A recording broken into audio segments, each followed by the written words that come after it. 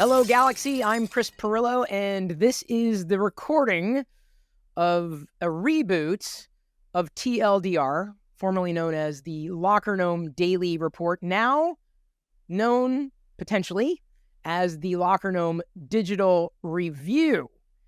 And we're going to try something different. And when I say we, I don't just mean me. I mean, there is a we. If you are not already aware, I have been broadcasting once again 24/7 on Twitch. You can go to live.pirillo.com. That'll redirect. And over the course of the past few months, I've gotten to know quite a few individuals. In doing so, every night we would inevitably fall into this banter and have these just amazing geeky discussions about this, that, and the other thing. And so when talking to some of the people who've been helping me with YouTube stuff, I realized, we can have a format that's a podcast, a long form show, but then out of that show, that the value bits, or I should say the valuable bits, could be extracted, pulled out. So the idea behind the Locker Gnome Daily Report was always to inform, empower, educate, and this podcast format will very much be the same way. So a general high-level overview. It's going to be largely about technology, but certainly we're going to have our own geeky proclivities that are going to sneak in here. But the general format will be, after a brief round of introductions for anybody who might be joining the podcast on any given evening. We plan on doing this once a week on Monday nights. Ad hoc participation, which means there will be different people joining me on any given week, potentially you at some point in the indefinite future.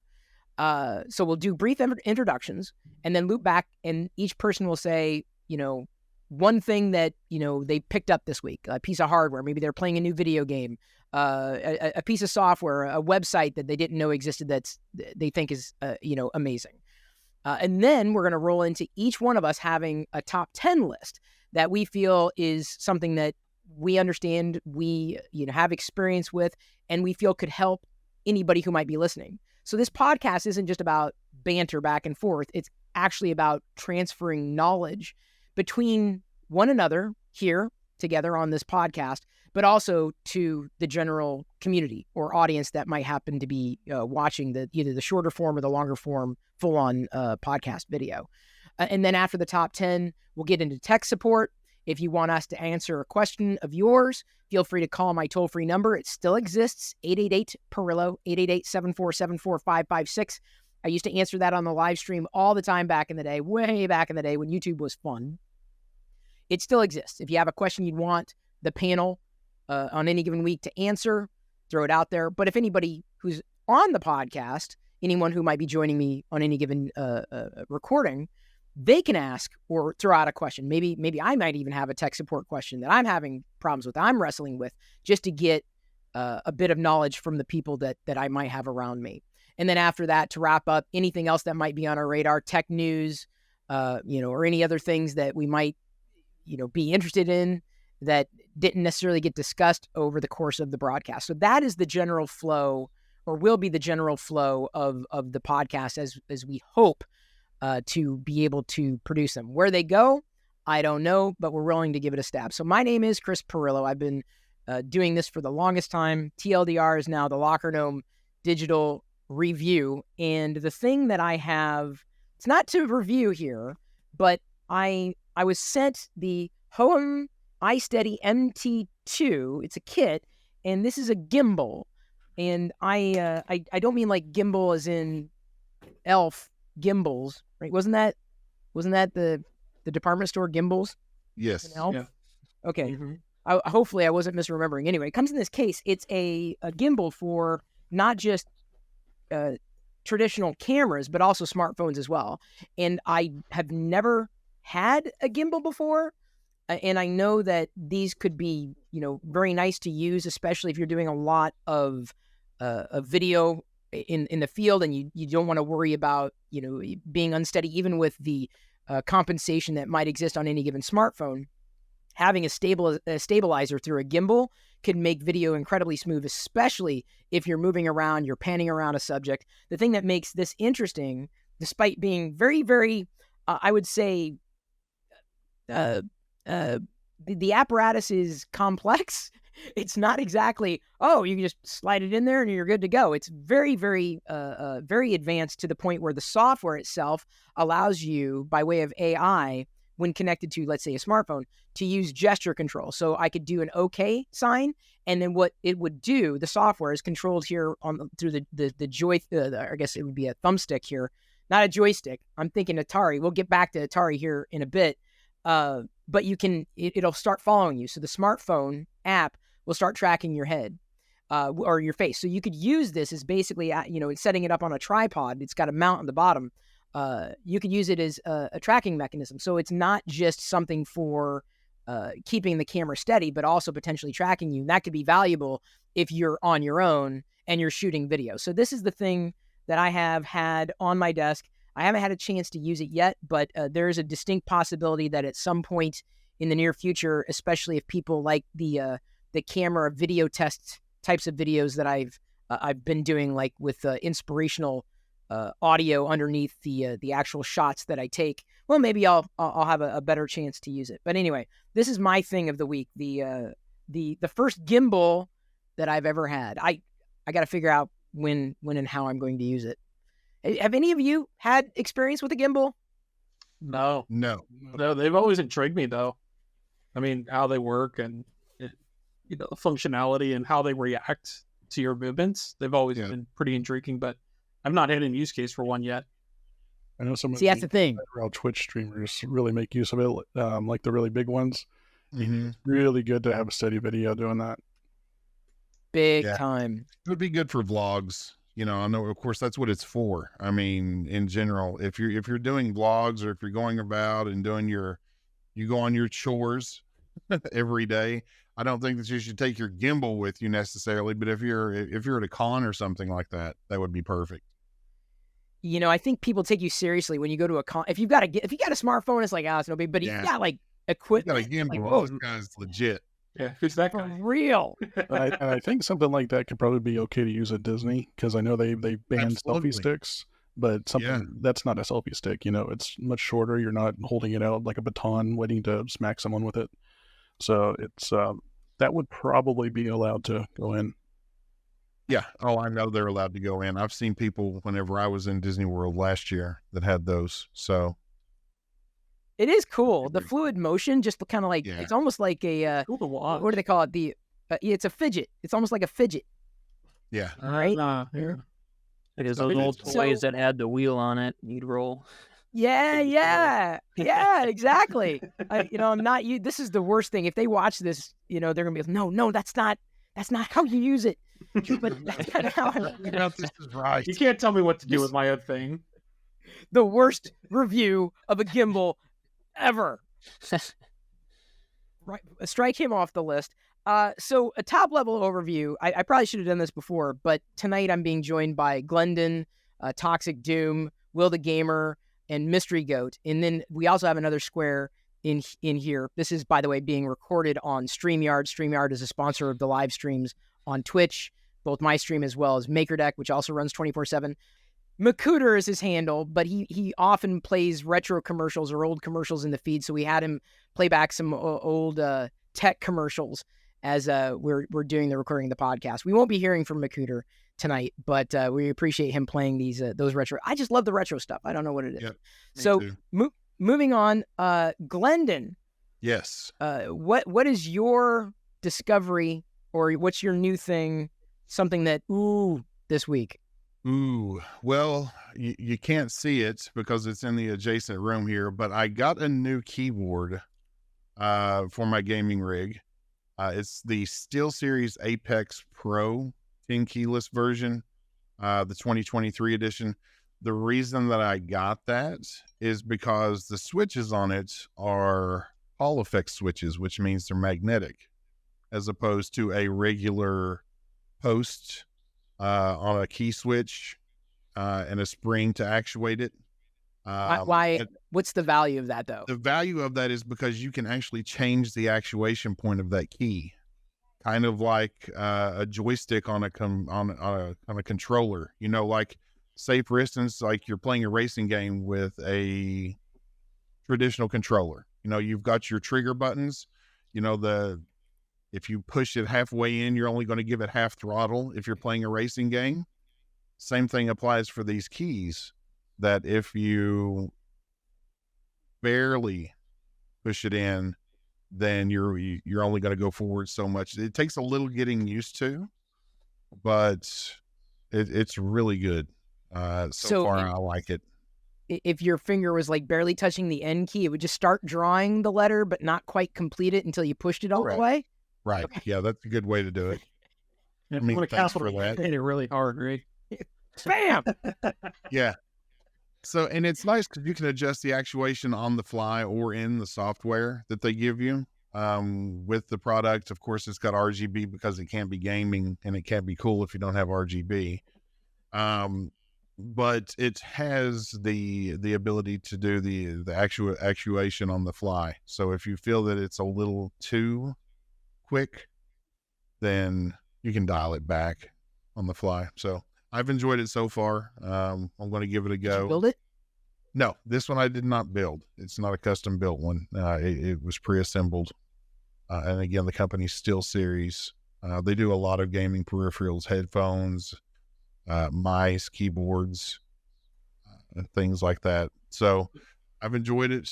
I may give it a full review at some point, but I've only had it for a couple of days at this point. So I'm still just trying to get used to it, but so far I enjoy it. So could you change those keys out and, like, I don't know, put pictures or something on it, or make it more familiar for if you're doing specific gaming and use certain keys all the time? Something like that, or is it just, it's not really meant for that? No, it's not really meant for that. Customization, I guess. Yeah, no, it's really not full. Now, there's another option out there called the Wooting 60 HE, and it's another keyboard that is like this, and it's fully customizable. Those keys are. These keys are soldered into the board, so you would have to desolder these switches if you wanted to customize it and take it and put it into a different housing and whatnot. But so you're saying it's not for me, because like the only no, it's not for you at all. Yeah, the Wooting is not for you. I soldered, the last thing I soldered, I was successful, a capacitor in one of the Tix clocks above my desk, and I was successful. That's back when Radio Shack was still a business. They tried selling me batteries for a router that I was buying there that day, and I was like, huh? Okay. Either way, the first experience I ever had with a soldering iron, here's what happened, right? The cable was like dangling off. I was soldering, and unfortunately, the cord must have been heavier than the actual soldering iron itself, and the cord wasn't supported. So the soldering iron started scooting off the table. Well, what do you do instinctually when you see something that you need start scooting off the table? What do? You grab it. Grabbed it, didn't you? Grab it. So here's what I did. I went to grab it, and thank God the cable was either heavy or the soldering iron itself was heavy enough to pull away, because my hand came down literally as it's shooting off the table. I'm like, oh God, that was almost, oh, no, sorry. That was stupid. But that's when I learned that I'm not a hardware guy. This is back when I lived in Iowa. This is before Tech TV. So yeah, so you're telling me that this is probably the soldering, anything to do with soldering. Yeah. It's not for me. Yeah. Anybody that solders, they've definitely hurt themselves. I did the same thing. I've hurt myself several times. I've had the style where it rolls. You don't have like the actual mount or anything like that. You just set it on the table, and I was working. Same thing. The cord got bumped, but it rolled into my arm. I felt it sizzling before I actually felt the pain. I'm like, why does that hurt all of a sudden? Yeah, it was just cooking the skin. It was great. You were thinking, oh man, that smells. Yeah, someone's making. It was dinner. A very odd sensation. I'll put it that way. Wow. Sitting by. It's been a quick trip. Didn't it smell like pork? It was on there long, but I remember I felt the sizzle before I felt any pain. It was a very weird feeling.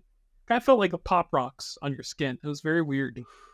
Ouch. Oh, wow. Yeah, it was great. I hope to avoid soldering irons for the rest of my life. next, we'll just take kind of in order. Toxic Doom, who you might remember from a week or two ago, I was on with him to talk about a tip that he inadvertently surfaced that wound up improving my home network dramatically. And that was specifically, if you missed that half-hour video, which was also full of other home networking knowledge that he shared, but it was effectively working with the toggle around mesh networking on my network. And I had it set up incorrectly without even realizing that I had it set up incorrectly. So I still thank Toxic for that. So Toxic, do you have a thing this week? A fascination, a discovery item? I'm going to partially use Glendon's background. It's over his right shoulder, which is the Bamboo X1 Carbon. Using that a ton. This is what I'm currently printing. It's been printing pounds of filament since I got it 8 days ago. Doing a lot of big projects. Really enjoyed it. As you can tell behind me, I've got a palette almost of PLA. I've printed out some big items like the N64 logo. So that's been my really big advancement. I upgraded from an Ender 3 Pro, and that was a huge, beyond huge upgrade. The quality of it, the multicolor, the EMS, it was a really, really good purchase, and really enjoyed it so far. It's been a little bit of a learning curve getting used to the colorization of models, but the way that it just does it on the fly, it's great. How's the Bamboo X1 Carbon been for usability for you? Now, you're going from an Ender, which is very, very basic, bare bones. You got to tweak the thing, to something that is far more advanced, definitely more expensive. Mm-hmm. Yeah, so touching on the Ender, everything's manual, like you said. You've got to manually level the bed, make sure the nozzle's got enough space all the way around. You're manually adjusting everything. Then you print. And if you've got adhesion issues or something shifts, you don't catch it, especially if it's spaghettis. This has built-in AI that should detect that on the fly. So if something is awry while it's printing or you run out of filament, it'll alert you and stop the print and then allow you to continue. So that's already been hugely beneficial. In fact, last night during a print, I ran out of filament. Oh, that's what happened. It paused in the middle of the night because you were streaming it. Mm-hmm. And I want to make sure I clear this up because not everybody's into 3D printing. When he said spaghetti, that's usually what happens when something's off and then the nozzle's extruding filament, but it's going nowhere. So it ends up looking like a pile of noodles, a pile of spaghetti. So we call it spaghetti. Yeah. So it was a good purchase for you then. It was. I've knock on wood, I haven't had any issues with it. It's really nice because it actually auto levels every print. I can literally get on my computer or even the app, watch the actual print in real time. I can mess with the models and just wirelessly transmit them to the device on the fly. And on top of that, you could do the video broadcasting like I was just doing here in stream. And on top of that, you could do a time lapse. So if you do a big model like the N64 or even something bigger, you will get a time lapse of that thing being printed out. It's pretty cool. I'm really enjoying it. And the quality is just way better than the Ender. I was lucky to be a tester early on before they even shipped for the X1 Carbon back when no one knew what Bamboo was. And my experience has also been a little, bumpy at times, but 3D printing is very much, for hobbyist geeks. But yeah, the quality output is relatively unmatched. In fact, I'm looking to get what they're getting ready to release. Pre-orders are going to kick up here in another few days. The A1, which is a mini that it'll be on my desk. I'm likely going to be replacing the Prusa Mini that's been on my desk for a couple of years with the Bamboo Lab A1, just because of the same reason. Like, it's a lot simpler. The output quality is, I would say, unparalleled, even though it's a different mechanism with, what is it, Glendon, correct me if I'm wrong, you've got a bed slinger versus a Core XY. Right. Yeah. But Bamboo has optimized what they've got and brought a lot of that valuable technology into a smaller package. So I'm looking to get my second Bamboo printer relatively soon, as I can, exchanging my gift cards that I've been earning on their new website, MakerWorld, which makes it easier. You go to makerworld.com and you can just click the link to download the model, directly to your printer if you have the Bamboo printer. And Brad, that's pretty much what you've been doing, right? Yeah, for most of the models so far, yeah. The N64 is the exception, but I colorized it and did upload it to the site. So other people could take it and they don't have to worry about doing a lot of the tweaking that you did. Exactly. So they've got a whole ecosystem. And by the way, the X1 Carbon around, what was it? I don't want to, it's expensive. Like it's pricey. It's pricey. But the A1 is only going to be what, $300? Like just standalone. Mm-hmm. You could get standalone the is AMS. $299. Yep. Yeah, $299, which is a perfect starter price for a 3D printer, especially with quality output. Have no experience with it, so I can't speak to it. But a lot of people are, they think, oh, it's just these things are thousands of dollars. A really good one is probably going to be in that range. But you can get started at a much more accessible level in terms of budget and then do things that you could never have imagined doing. And it's fun. It really is. Mm-hmm. I have my prediction is because you've got a better printer for your needs, Toxic, you're going to be printing a lot more than you would have otherwise. That's why it's important to get a printer that works, not just getting a 3D printer, period. Yeah, he's printing more now than I have seen him print since I've known him. The current print that I have going now, it's a multi-piece character print. I have approximately 8 more pounds of filament to print before this print is done. Wow. So you're going to have to show that off when it's done. Yeah, it'll be a couple days. I think total estimate print time nonstop was a little over 17 days. So it'll be a little while. I'm thinking a parade. It's a life-size anime girl. Yeah. It's a life-size All right. anime girl. It must be. Will the Gamer 4, because Will the Gamer 3 is not welcome here. No. Neither is what happened to We're on our 4th. To the others. Yeah, we're on our 4th. He went through 3 already. It's like Wayun from DS9. Just Jeffrey Combs. Yeah. Combs. Will, do you have a discovery or a new pickup this week? I do, and it's not necessarily anything new tech. It's actually one of my retro collections. I picked up a iMac from the all-in-one iMac from 2009. Running El Captain, and I tried to run some High Sierra on it. Played with the OS a little bit. I'm actually running Windows 10 on it right now. Playing with that. It's Intel based, so that's fantastic. I'm just tweaking it. Obviously, it's pretty heavy and big, so I can't bring it out. But I like to play with it, tweak it, kind of see what the capabilities are. I'm gonna start probably experimenting. I still got the mechanical hard drive in it. It's got a 1 terabyte. SATA mechanical. I think I'm gonna go up to a solid state. Probably see what that does as far as performance. Just kind of playing with it basically. I like the old tech, bringing it into a new world of there's always practical uses and everything, right? So finding where you can use it. Did you thrift it? Where'd you pick it up? Yeah, actually, I got it. It was thrift find, so I think I paid it was like $20-some for it. It didn't work, But I mean, display and everything didn't have posted, so I said, I'll take it, do something with it. So yeah, I've actually been playing it, and then I'll put the streams up on there, different things like that. Just kind of running the mill of it. I did a little streaming with it a couple weeks ago, and it's not real fast, but I did stream my Prusa Mini for about 3 hours one evening. So for $20, I mean, you've got a full computer, that works, and I mean, it is funny, and I think Goat kind of pointed it out, like Windows 10 on there, even though it's a Mac, and you got it working. Yeah. Yep, I call it it's not your typical Hackintosh, but it's Windows on a Mac, which I think is just as fun. But you said it's an iMac, right? What color is it?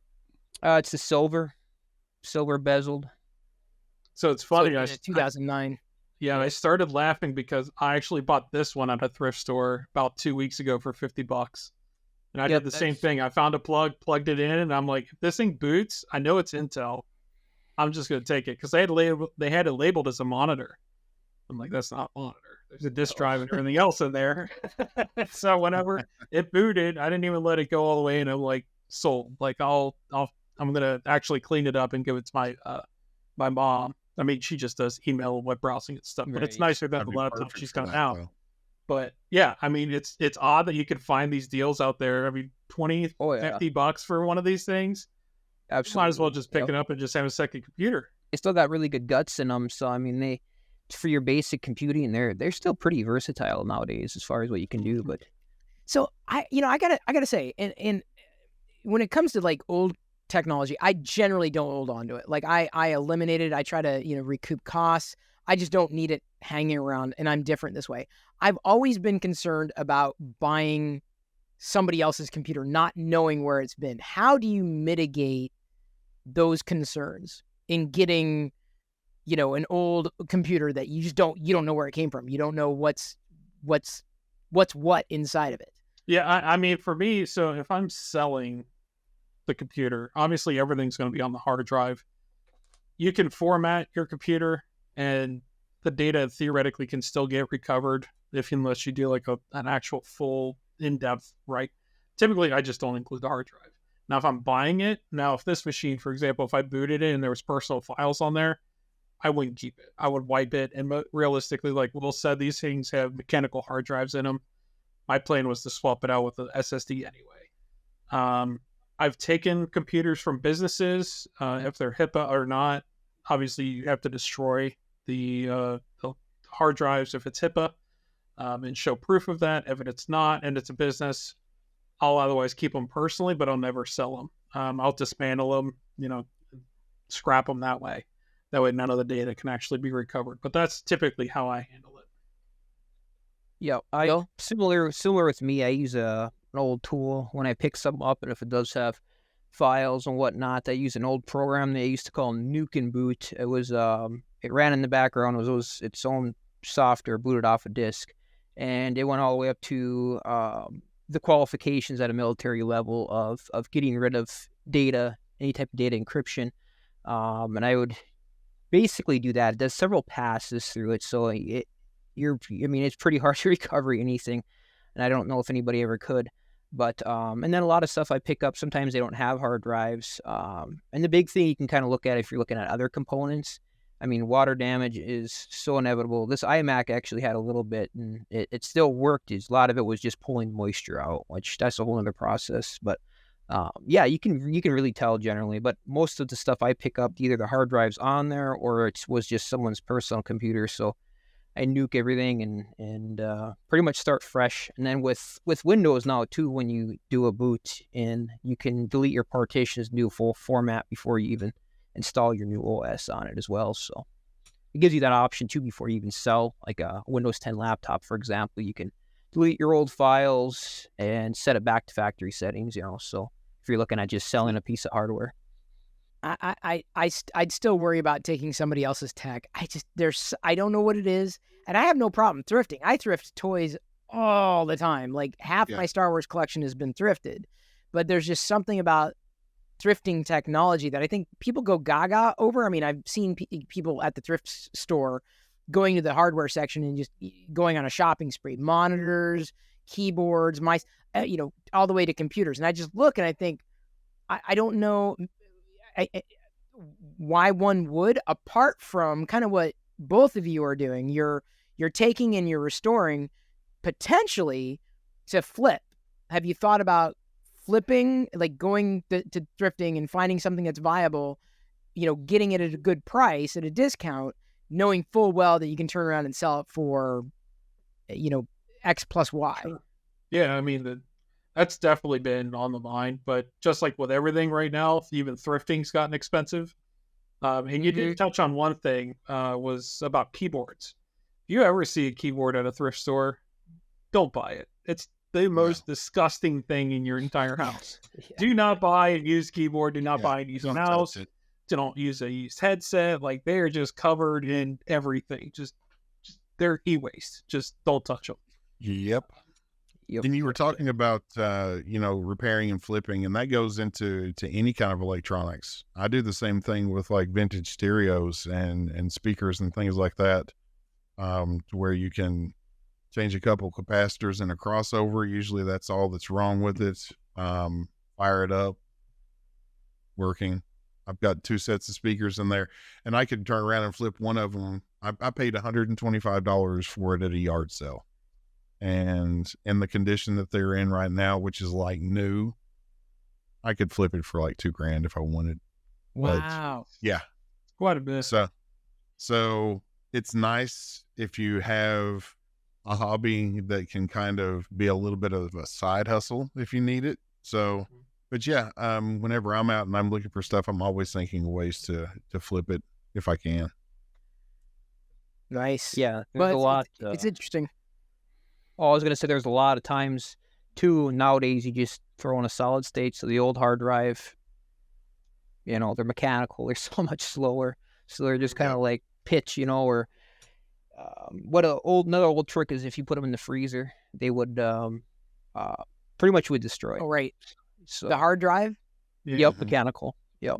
If you have one dying, you could throw it in the freezer and let it get cold, and you might be able to recover. You pull it out, obviously, but then you hook it up. Mm-hmm. You might be able to get some of the data back off before it warms up again. That was an old trick, yeah.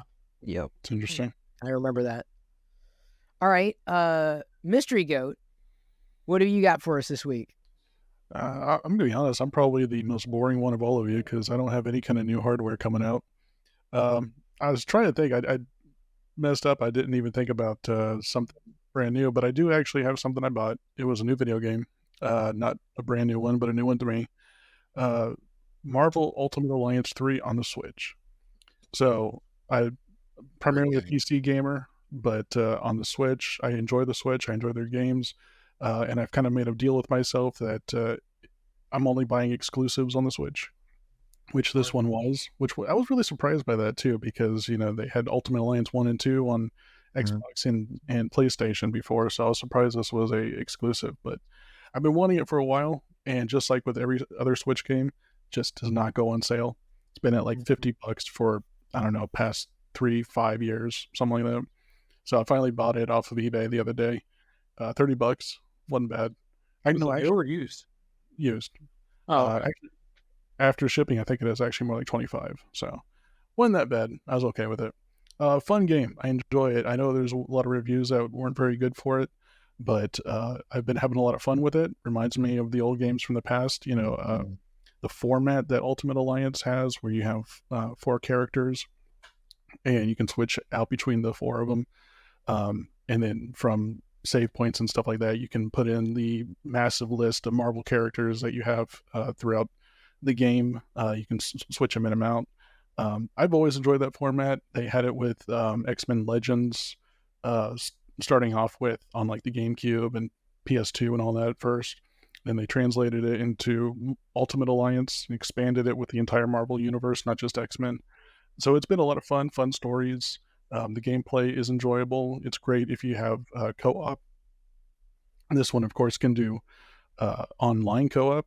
So 3 other friends together and you can play together. And then, of course, there's also local co-op. So you can get 4 people together and play on there that way. So I'm just doing it by myself right now, playing through the story mode. But it's been a ton of fun so far. I really enjoyed it. Curious, though. You're mostly a PC gamer. Why go with the Switch? And I understand, geeks kind of love their hardware, so they love the options. But why play Switch games if you're a PC gamer? Like I said, the exclusives. I'm still a Mario fan.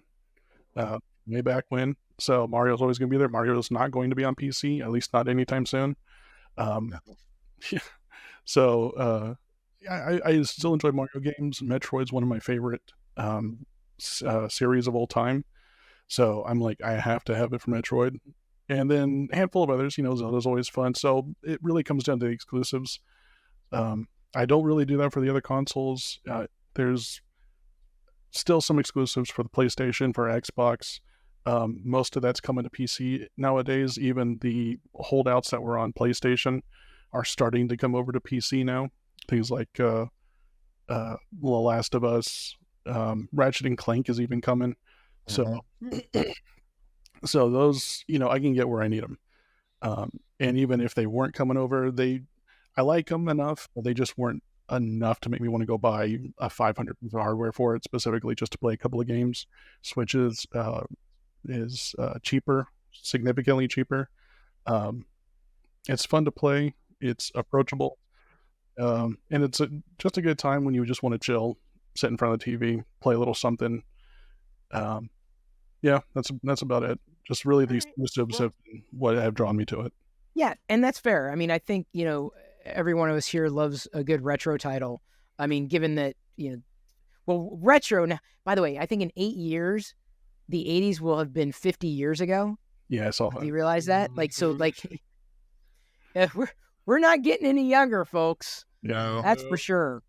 So what is now retro is oh, look, speaking of, like, there's a vintage commercial right there, 1984. Wasn't that the one that launched the Mac basically during the Super Bowl?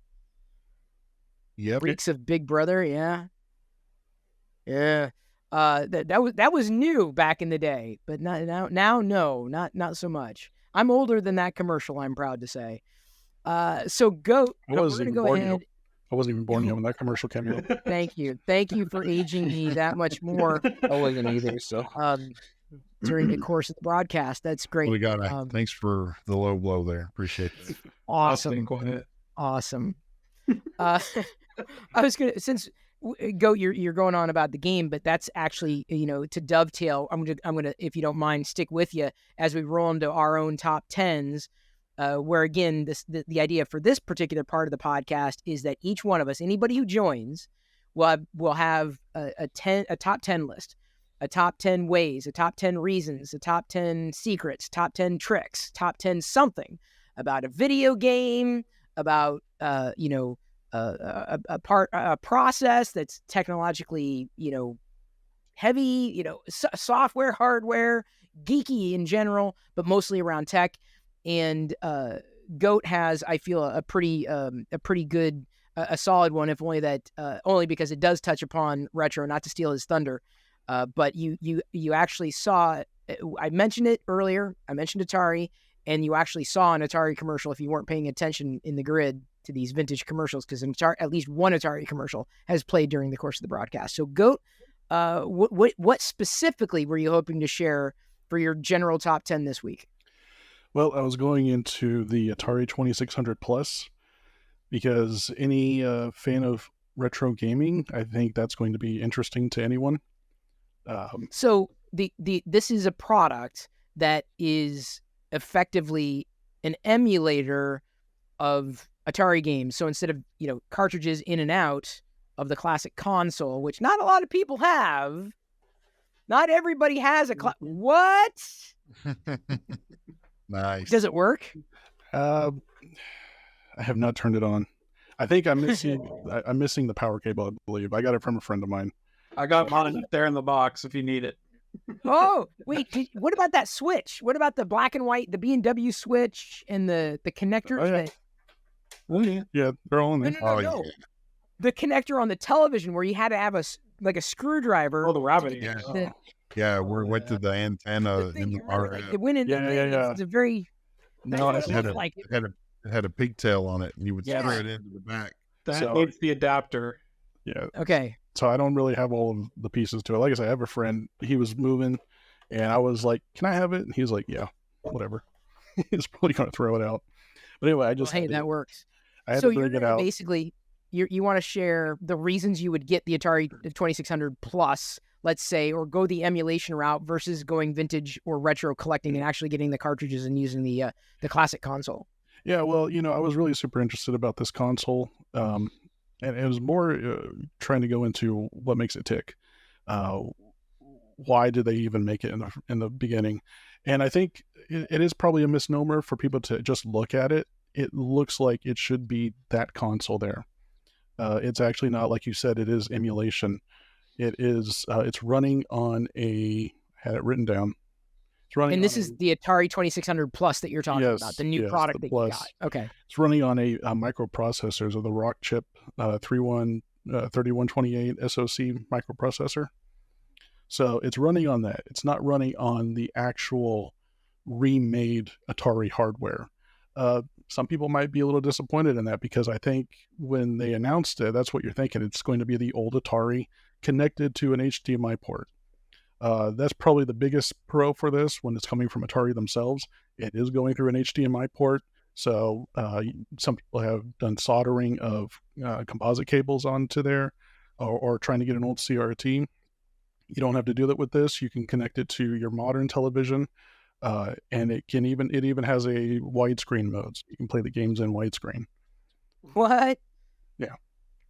It kind of reminds me of the Atari VCS that they came out with a few years ago, where it was all emulated and they had an online marketplace. Yeah. So I watched a video with the senior director of sales from there, is David Lowy, and he did mention the VCS. The biggest comparison between the two is that the VCS is all digital. Like, you have a physical product there, but all the games, all the software on it, it's all digital, and you're getting it directly from whatever service they're providing right there, and it's all going to be downloaded into the system. The 2600 Plus is designed to work with physical hardware. It doesn't even connect to the internet, so there is going to be no web interfaces or anything like that.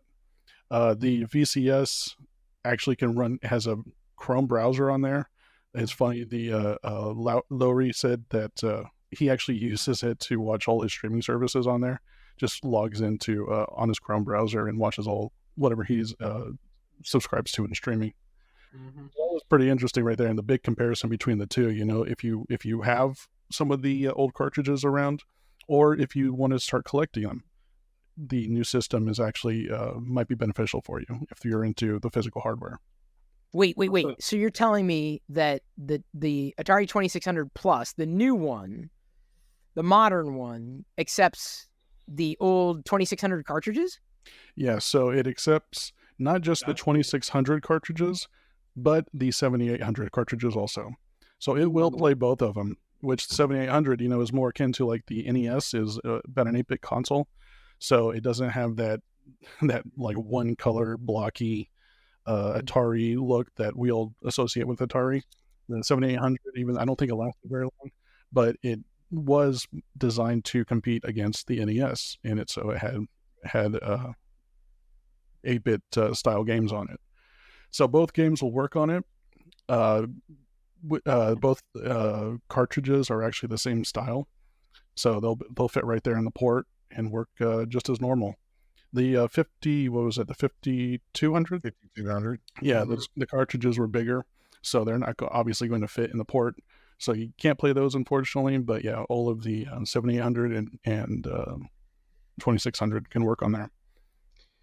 I think the 7800 was one of their bigger flops, if I remember correctly. And I think it had a lot of issues as well regarding the hardware, those kind of things. So the fact is that if you have the cartridges, and most of the systems are dead by now, the 2600s, obviously, they're bulletproof. They're like an old Nokia phone. Yeah. Sorry, I was just, because you're going into that, I was thinking like the style of the console is iconic in the 2600 versus the 7800. They try to modernize a little bit more. So, this new console looks just like the 2600 with the wood finishing and stuff like that. It's actually it's about 20% smaller than the original console. So if you look at this is, you can compare it to my head. That's a big head too. Yeah. Huge. And his head also accepts cartridges, just so you know. I didn't want to interrupt your flow in getting through your top 10. You're specifically outlining not just the Atari 2600 Plus, but the reasons around it. Yeah. So I think it goes into the reasons why I think it's interesting is that it does accept modern hardware. It actually works with the vest, and try not to make this sound like a marketing conversation here, but I mean, that's pretty much what it is. Honestly, I grew up with the Atari. I think, well, some of us did at least. It's not an unknown quantity. I'm fascinated by retro gaming. Love it. This is not a paid endorsement at all, and I don't think anybody took it as such. So you got it because why? Why did you get it? Yeah. Why? Well, it's not out yet, so I don't have one right now. Oh, well, there you go. It's coming out in November, so it'll be out. But you're planning on a month and a half. I'm really considering it. because, to be perfectly honest, it does interest me, especially if you're a collector of sorts for retro games. It's not original hardware, but it's nice. Yeah, but it works. It works with original hardware in terms of cartridges, right? And to me, that bridges the gap, because I've purchased the flashbacks, right? The flashback, and those are fine, but ultimately they don't have the game that I want, or they don't have.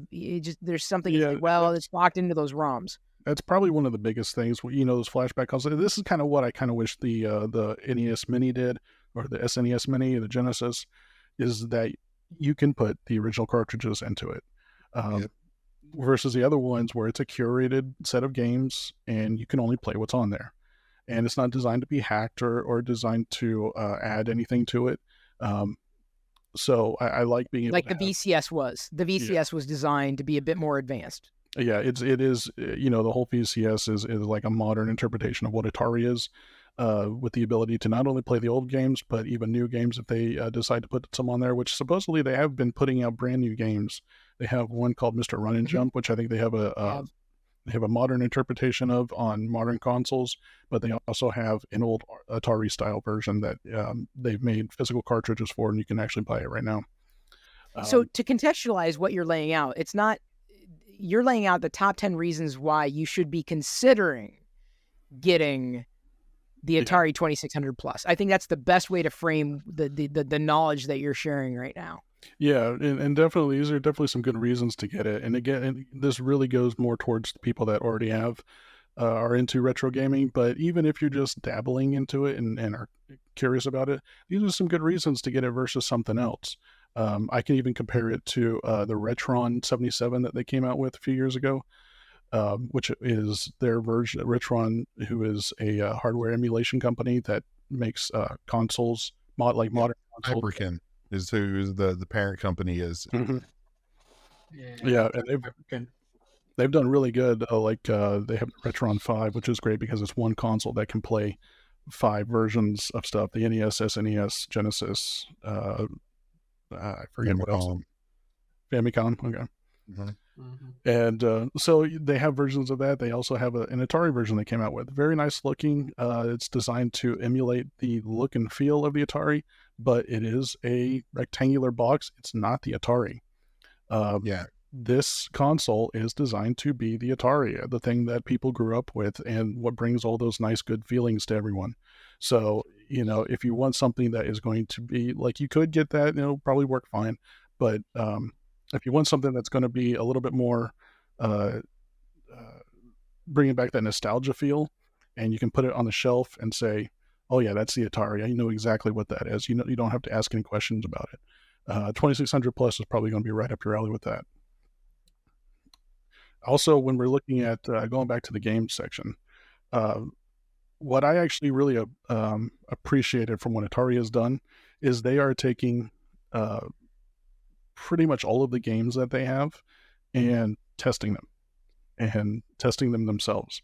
So they have a list on their website. You can see what games are compatible with it, because again, this is emulation. This is not like a recreation of the actual hardware inside, at least. The testing that they have tells you what is compatible, what's not. I looked at the list. I'm not joking. There are only 3 on there that said fail. Out of all of them, they have the list of 2,800 or 2,600 games, the official Atari released games. They have a list of the third-party release games, and then a list of the 7,800 games. Out of all of those, there's only 3 of them that said fail. There's a number of them that haven't been tested yet, but what they did say, which is pretty interesting. So the console itself runs through, it's powered by USB-C. So that's going to be your power cord to it. They said that the games that do fail, they're putting them aside for a little bit and planning to try to make them compatible in the future. How are they going to do that without internet connection? My only assumption is the USB-C port, but I found that pretty interesting that they're actually going to try to support this thing through games that aren't very compatible with it at the moment. Interesting. Yeah, so you could do firmware updates over USB-C. Right. That would be cool. Yeah, that's a smart move. I mean, you don't have to take it online, but it's the port is not only for power, but for, transferring files. Mm-hmm. So that's a smart move to where you could do that through a firmware update. Mm-hmm. And when you say they failed, do you mean they failed with a physical cartridge? Yes, it's a physical cartridge. Okay. Interesting. Yeah, That's so pretty cool. They were saying mostly the stuff that hasn't really been working were mostly like homebrew stuff and obscure third-party things. By the way, like the homebrew community. In fact, Atari, if I'm not mistaken, and quote or correct me if I'm wrong, didn't Atari acquire Atari Age? Yes. I was that. I swear that headline hit my brain hard. I'm pretty sure that you're correct on that. Like, I just remember where you being can freely, and they basically just give you the tools needed to make homebrew for the 2600. Which is so smart. I mean, you're talking about a platform that is otherwise, I mean, it's all tied to nostalgia, right? Like, Right. Who's going to do this apart from the people that just loved it that much? So to turn that over, they're actually increasing the value of an ecosystem that is obviously there's still some interest in the sense that they continue to, try, give them credit for that, right? Whether it was with the VCS or the flashbacks or now with the Plus, try to rekindle that, that nostalgia factor, right? So I think that's embracing the community aspect and the homebrew aspect, I think is incredibly powerful. This right here, this console, it could be a good way to get people that are interested in retro gaming into the market at a much lower price, because you get the thrill of the hunt with the thrifting for Atari cartridges. And to be honest, those are out there in abundance over Nintendo, Super Nintendo, Sega Genesis. Those are the three sought after the most, and the prices have hiked up on those.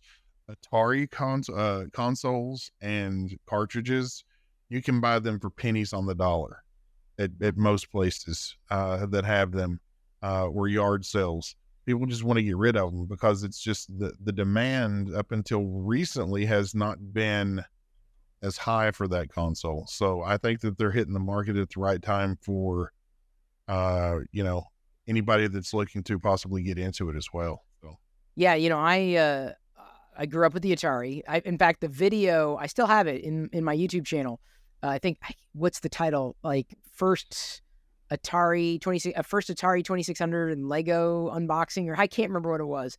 But yeah, it was the first time I ever set eyes on the Atari. I had no idea what, home video games could be, but that was it. I went back years later and wound up getting a full collection of the text label cartridges, like the first cartridges they released before they were putting stickers, like with pictures, like full color stickers on the cartridges, like the box art on the cartridges. There was a series of, I can't remember how many, like 40 some odd, just text labeled cartridges. Yep. It was just text on the label. And I'm not talking to the Telegames, which was the Sears version of the Atari cartridges, but like the Atari cartridges. Mm-hmm. And I ended up getting the full collection and a few variants of those as well. I mean, I chased them down, but not necessarily to play, but now I'm like, well, now I could play them with the 2600 Plus. Why not? Mm-hmm. Sorry, Goat, not to interrupt there. No, I know Glendon and I just, wanted a riff. Yep. No, that's perfectly, that's exactly what we're looking for, right? No, you bring up a good point because, like, you have a daughter. This would be great to get her into retro gaming. I've tried handing her a controller, something as simple as surround. Da, da, da, da, da, da. See, y'all can y'all are like, dun, dun, dun, dun, dun, dun, dun, dun, dun, dun. Oh, here comes a copyright strike, right? Like, no, I mean, I remember Atari sounds like yes. You remember the Journey game? There was a game that was brought out by the band Journey, and it played their music. I'm Magic. I swear. Hang on. I gotta hang on. Let me Bing this. Yeah. They're not a sponsor. I'm obviously being facetious. because I'm going. Sorry, Bing. I'm going to Google. Although I do use Bing, but for their DALL-E image generation. All right, so I swear to God, it was iMagic. Was it iMagic? Possibly. No, was it? I don't No, know. okay. I remember Anyways, playing it. not to interrupt. I'm going to look up who made it because I swear. Yep. Go ahead, Glendon. But yeah, it was pretty cool. I mean, it would just on a loop. You would play the Journey music in whatever format that is. I don't even know. It's not even 8-bit, but the chiptunes were amazing. Journey Escape was the name. Yes. But who made it? I'm looking here. Oh man, I'm not. one of the search results, right, is there's sub questions that you can ask and cascade out to get the answer. What is the point of Journey game? There was one of the. What is the point? Because they could. No, because to reach the top of the mountain in the distance, apparently. Yeah, so I don't know who made it right now. I don't know. Just watch the playthroughs. It's on YouTube. You can pull it up. People playing it. Okay. The objectives of those old games were much more simple, imaginative. Yeah, rudimentary. Yeah. See, I remember when it was Christmas Eve, and we had friends come over, and two things. One, this is back 80s, mid 80s, right? Before home computing was a thing. I swear. And they were playing an adventure, and they showed how to get to the invisible dot. And I was blown away, right? I was like, what? Like, wow. Not only were they able to navigate level 3 of adventure, but they found this thing that didn't exist in the instruction manual. Like, this just blew my kid mind. I was just, what the hell? I only found, and I haven't gone, intensely to, this is not like my purpose in life to find the invisible dot in adventure, but I did at least find it once, and I felt accomplished. It's kind of like playing Cuphead and beating it. Like, I did it once, I don't need to do it again. But that same night that I saw the invisible dot for the first time, before internet, before BBSs, before you could get information like this, they showed Raiders of the Lost Ark. My friends, they put in the cartridge, and I remember watching it thinking, I never knew the movie. Right? Because I couldn't see the movie because my parents wouldn't let me see it. And you know what? They were right, because quite honestly, there were some scenes that would have scarred me for life. And so I remember seeing them play it blew me away. No, I saw Temple of Doom in theaters. That did not scare me, or would not have scared me as much as Tote's face melting at the end of and Belloc exploding at the end of Raiders.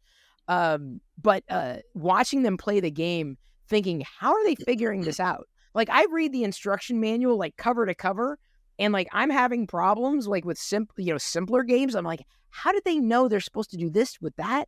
Like, it blew me away. So in one night on Christmas Eve, eons ago, Raiders had just been released, so it would have been that year. I swear, or at least the Atari cartridge, and I saw those two things happen, seared into my mind. Like, there's very few things I remember from childhood, but that was one of those nights. And then we went Christmas caroling. That was fun. That was interesting. Anyway, sorry, not to derail the conversation there. Story. It was great. You bring up a good point though. Like, even when I grew up, it was the Nintendo 64 era, and youngin. There wasn't really an internet, or like you could get the game manuals, but to find out secrets or like hidden pathways or things of games, you learn that from somebody else playing the game, or friends or friends of friends. And they're like, oh, did you check this out? Did you do this? Did you do that? And there were no saves either, so you can always have to for the N64 there was, but for the Atari there wasn't. So if you didn't do it then, like, you had to play through to get to that point again. It still kind of baffles me about how people were able to find all those secrets in Zelda. Like, oh yeah, some of the things. Wait, which one? Like the original Zelda? Yeah. Most of them. See, that's how I played. Well, of course, I was Atari, but then I went to NES. But even any of them, I mean, up to the N64, you didn't have the internet, so you maybe you had some guides, but not everyone had a guide. And it still is like I watch people play it and they're just zipping through it, knowing exactly where all these little secrets are, moving things and placing bombs. I'm like, how the hell did you ever find that? Yeah, Remember borrowing. You have to spend and devote to find. Yeah. Took time. Sorry, Remember Goat. borrowing guides through just kids and kids and kids, and that book would be so just trashed out by the time it made its way That's around. not right. So one final thing I wanted to go into on the 2600 that really kind of piqued interest. As you see, I already have one, which means I also have a controller. I have a couple of them, original joystick controllers. I don't think I have a pedal. I might have a pedal. I don't know. You need to get a paddle. You cannot play like paddle optimized games with the joystick. I'm sorry. I'm gonna die on this hill. Well, I mean, I haven't been able to turn it on, so of course I haven't been playing it with it. Right. Yeah, Chris, come on. Get the peripherals. Come on, go. Let's go. So the 2600 Plus, they are making brand new controllers with it. They're making the joystick. They're making paddle controllers. The interesting thing that they brought out was that they are using the exact same blueprints that they're using for the original controllers. So they're made to the exact same specs that they were originally, down to the tension of the joystick itself, even how the button feels when you mash it. Nice. Of course, they're using the same connectors, DB9.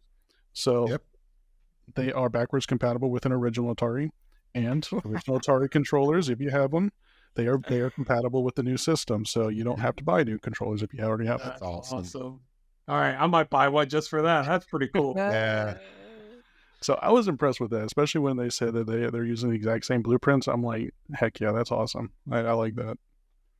I might have to get one for myself and my dad because he'll see me playing it and then he's going to get all jealous because he used to play it more than I did because he was obviously older, and he was he had it before I was even able to play it really. So I have some cartridges. I have I don't know what version flashback it is, but again, I'd play it, just pick it up, put it down, if only to try to get my daughter more into it. Just with the, I feel simple games, but now she's used to Minecraft, and so playing a 2D, like when I say cartoons, in her mind, it's like classic Bugs Bunny, Tom and Jerry, like flat 2D is cartoon versus 3D, which is not a cartoon to her. So like she thinks like a lot of those retro games, I'm not saying she's too old for it, but unfortunately a lot of that is completely lost on her, which is sad for me, at least. That means you just haven't raised her right. If you want to feel really old, ask anybody under the age of like 10 or 12 to hold their hand up to their face and act like it's a phone. Our generations are going to do this. All the younger generations do this. They all do this. It's like, what the hell is this? No, give me a phone call. Like the phone. What are you doing? It's a phone. What are you talking about? And then you hang it up. How do you hang? This is how do you hang up a phone? Then watch him do this versus actually physically putting it on the. God forbid they ever have to use a rotary dial.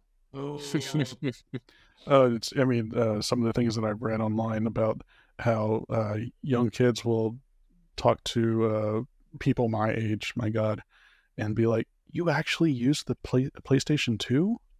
Because they've never seen one before. Back in my day, people bought them instead of DVD players. Like, yeah, 2-in-1. At that point, didn't the PS2 do DVDs? Yeah, it was the best cheaper DVD player that you could possibly get, really. And it was cheaper than something. It was cheaper than buying a standalone DVD player. I think I ended up getting the PS4 largely for Blu-ray compatibility. That was the only Blu-ray, or still is the only Blu-ray player that we have. That one alone, just the the PS4. PS3 is where they started doing Blu-ray, right? Yep. Yeah, PS3. Yeah, PS3. And I don't think I had the PS3 Well, I just always like. Since we're still talking about it. Nice. Wait, is that original box? Everything. Yeah, it's still the original box. This was my dad's. Look how good shape that is. Oh yeah! Holy cow! Wow, Brad. Way to continue to show me up tonight. Holy crap, dude! No, you showed yours. I was thinking, like, people might not have seen the box before. That's true. You gotta throw the box up if you got it. But yeah, it still has the styrofoam and everything in there. Whoa! Holy cat! See that, for collectors, that's a funny thing. The actual item itself is like, okay, yeah, they're a dime a dozen, but the box with packing material, that'll probably give you a pretty penny for that. Yeah. Well, I've here's still the got question. all the boxes and packing materials and brochures and instructions for every console that I have. Oh my god! But wait. Does this one have the sticker? Does it have like the price tag, like Sears, $50, $200, whatever it was? I don't know if these were originally cellophane wrapped or not, but it doesn't appear so. It looks, gosh, that looks pristine. Yeah, it does. I mean, I have my box for my Switch, for my Wii, but the only older box that I have is for my Sega Genesis, which when I bought it was pretty beat up because I bought it at Walmart.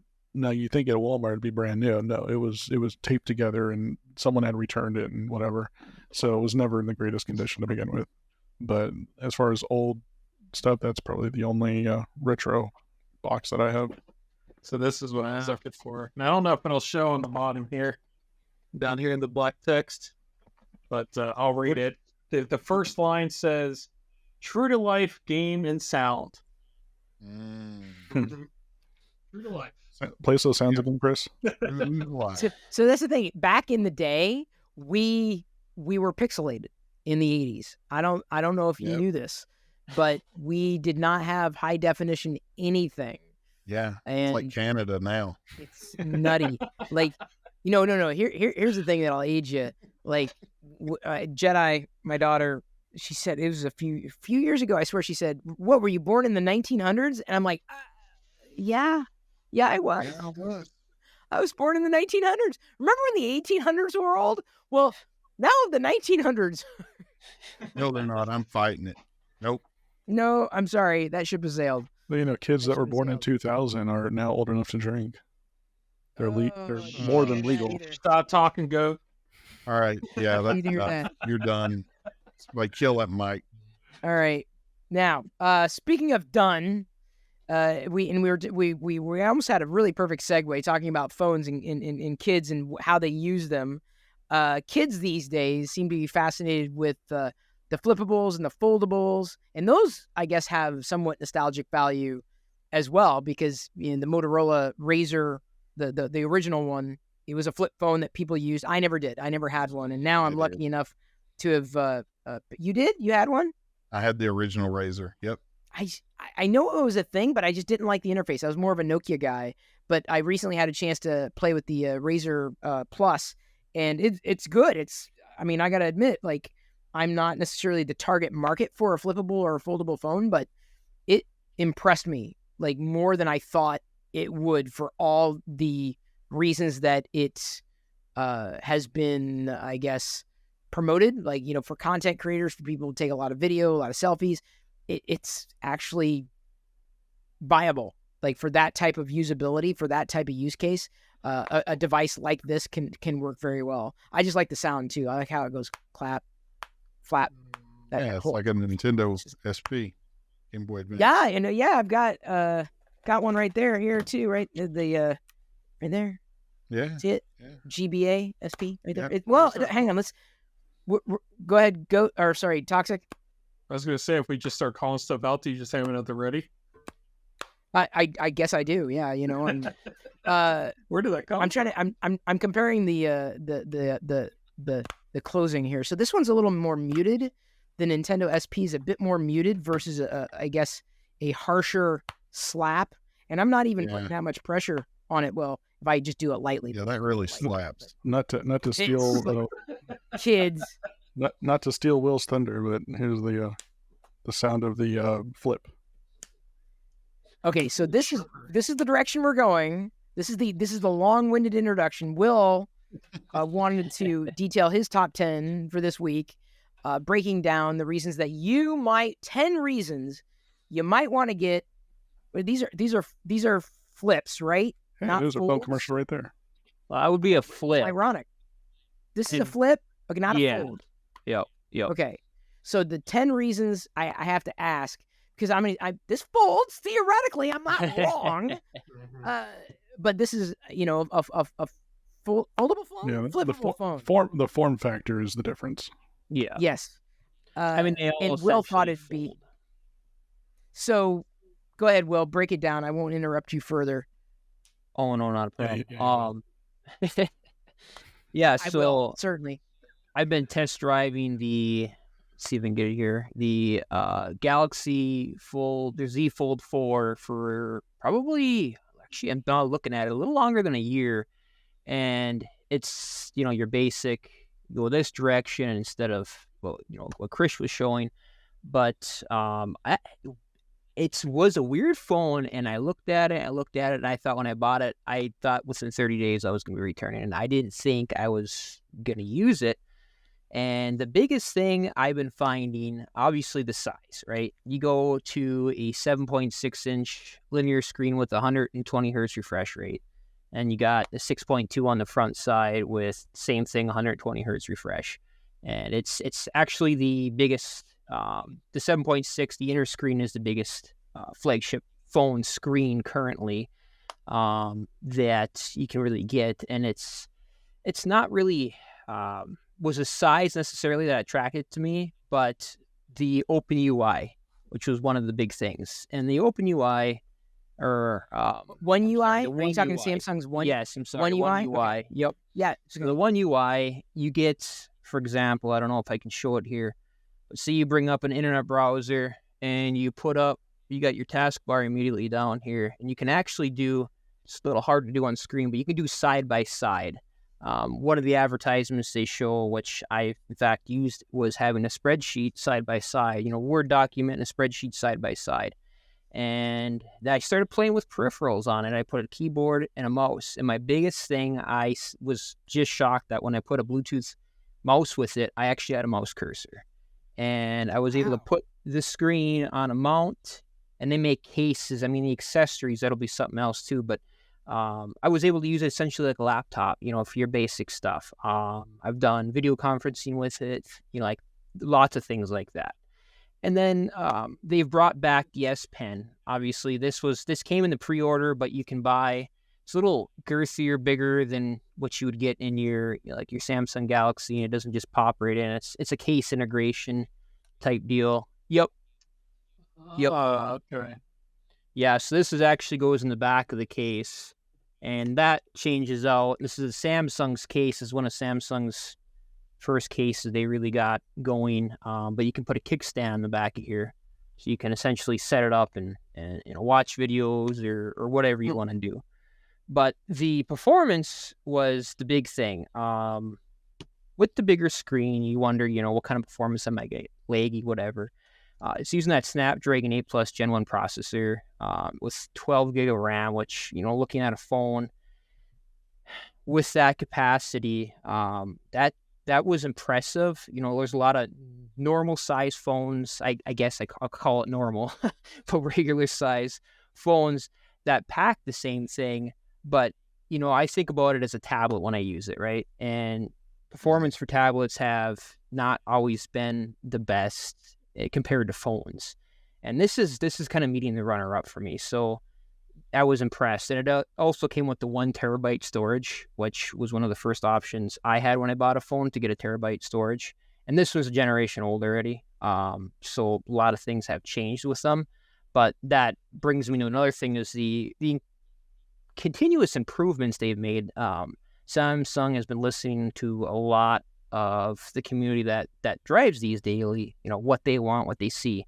And what has really driven was when people first got these, they were so fragile, they were going to break. They're just these ticking time bombs. And durability, I have to say, has improved big time. And I mean, I've stepped on these things, I've dropped them, everything short of driving over it, basically. And I have had no problems. I have had no any type of distortion in the fold or the crease. And that was one of the other things they changed, is the crease has actually become less noticeable. Before you could really see, but now you get such a streamline, and the webcam doesn't do it justice, but I mean, you get such a streamlined picture. It's essentially like a tablet, and the only reason you can tell is because your bezel becomes 2 parts. That's the only way I can really differentiate between 2 screens. But And they're lighter. I mean, they keep getting lighter. The Fold 3, the Z Fold 3 was 271 grams. This one comes in at about 254 grams. So they keep getting smaller, or lighter, I should again? say. Sorry. The Z Fold 4. Okay. Yep. So I'm doing a lot of comparisons with the 3 on this one, just because, a lot of times phones come out and you wonder how much has really changed. And there was a noticeable, for me, change in a lot of things. The bezel got smaller as well, which improved your aspect ratio. Hinges are better, and that was one of the big, that goes back to durability. That was one of the things that a lot of people had feared, the life of the hinges. And the hinge design is I don't even know how it works. It's pretty incredible watching how they've done it. It's tens of multiple interchanging pieces. It's not just like a door hinge where it's one solid piece. There's many pieces working in there that make it do everything, which makes it, really kind of makes you wonder, is it going to last? But I mean, after a year, I've seen no downfall on it, and that's opening it and closing it, daily, how many times, you know. But that's one thing that I was always worried about was, and you touched on both of them. One was the crease, and if it was going to be off-putting whenever you try to view or intake any of your content, or could you feel it on the screen whenever you're touching it, and the hinge, because it just seems like it could be a massive point of failure. But if you've used that for over a year now and you've not had any issues, that's a pretty good testament to the product. Right. And the funny thing is people were worried about, sand being, you get this small little micro spot where things can squeeze into, and my day job, I'm a landscaper. I filled this thing full of sand and dirt and everything, and I've yet to see the hinges don't even seem to. I've got a little bit in there where I've cleaned it with like a index card or something, and it's got some gunk out of there, but I have not actually had any problems with that picking it up, being that it's magnetized and it's picking up, all sorts of stuff. I'm really impressed with the durability, big time. And the way I looked at it, not initially at first, I'm finding now, but they're more expensive. They keep coming down, but it was more of a pay more now and save later. I found it to replace my e-readers, my tablet, my laptop in some situations. And now where I'm leaving the house, I'm taking just this. I'm not taking a laptop bag with a tablet, the laptop. I'm taking just the phone. And the nice thing is I can do everything I've been using on these past devices, but instead of having a laptop and the tablet with a data package or subscription so you can get internet everywhere, I'm paying for one and I can do it all, which has been great. It makes me happy. And I'm pretty simple that way. I like tech, but in my daily life, less is better. I hate having to pull up multiple devices. Just that's something I've personally never been into, but and then the gaming experience was another one that I initially kind of thought would be fun, and I wasn't expecting a huge improvement. But playing on that 7.6 inch with 120 hertz refresh, pairing it with, there's a lot of them you can get, but one in particular is the GameSir X2, which is essentially gives you open your phone and you set it in a docking station, and you have like Joy-Cons essentially on both sides. So you get like a portable, like a Switch or something type of interface for gaming. And the games you can play that are available to mobile and everything, I've had a ton of fun playing, and it works really well. And I would say anybody who does mobile gaming, you just can't beat the experience on a fold phone like you can, on a regular size phone. You just don't get the same experience. That the screen, that's something to say. The size does matter on that for sure. It just gives you more area. You can see things. You're not constantly struggle. A lot of that type of stuff. But the other one that was really big for me too as well, the camera wasn't the best, but I was comparing a lot of these specs to a tablet being such a bigger phone.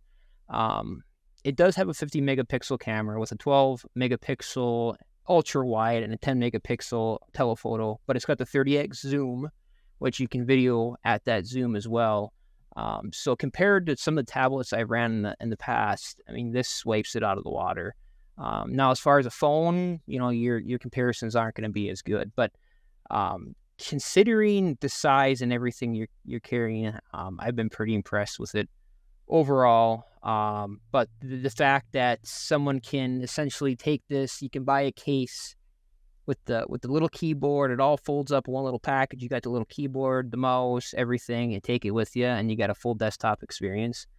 Was a game changer. It was really what brought me into the fold phones, actually. It just making things simpler, more streamlined. So you were brought into the fold. Sorry, Yep. Did not mean it. That was my dad joke. I had to put it in there, Goat. I had to. Go ahead. Yeah, no problem. I was trying to get it there before you could get it. I was trying to save everyone. No, for the folds, that's something that I've encouraged a couple of people to look into. The ones that they have a tablet, they don't do a whole lot with the tablet. They don't need a whole lot with it, but it's nice to have every once in a while for a handful of little things. And I think the fold is really kind of the great compromise between having a cell phone and a tablet, where you can it's compact enough, you can fold it up, put it in a bag or in your pocket if it's big enough. But you still have that larger screen that you can use to, whether it's you want to do gaming, whether you want to do business, whether you need to do a handful of things, you need that bigger screen for something. It's great for that. And I have encouraged a couple of people to look into it simply because of that. So that way they don't have to have multiple devices anymore. Yep. You don't mind how thick it is, the phone? It was a little bit of a change at first. It's a little thicker, but not too much. But it's also your front panel screen is actually a little more narrower than your classic phone. Which kind of makes up for it. I feel like it fits my pocket okay, but it was a little bit of a learning curve at first, how thick it was. But once, just like anything else, I treated it like it was just a piece of glass in my pocket. Then I got over it. And now, I mean, this thing is just a regular phone you use every day. But, and I've gotten some of my, grandparents, some people like that I know they love tablets. That's their life. They've done everything on a tablet ever since they got off of using a home computer. And I've showed them this, and I said, instead of paying this for your tablets, the tablets get outdated, get so slow. I said, just incorporate them to both. And I gave them this, and they are able. It's weird when you give them the front screen. They're confused like it's their phone. The second I open it, they're navigating it like it's a tablet. So that was kind of interesting in my experience to see that. So, what do you use more in terms of modality? Do you use it when it's folded, flat, or do you use it more within the wider experience, the larger screen experience? Big depending on what I'm doing. I watch a lot of content on my phone, so I have it fully open when I'm watching content. If I'm just making a phone call or a text, I'll just keep it on the main screen, which that was another thing I love the both of is, you can just have, I guess, business in the front and your party in the back when you open it. It's the mullet of phones, everybody. Right. The flippable, foldable revolution is the mullet of smartphones. I think you heard it here. I don't, maybe you nailed first, it. maybe second. I don't know. That. It's the mullet. I'm saying it's the mullet.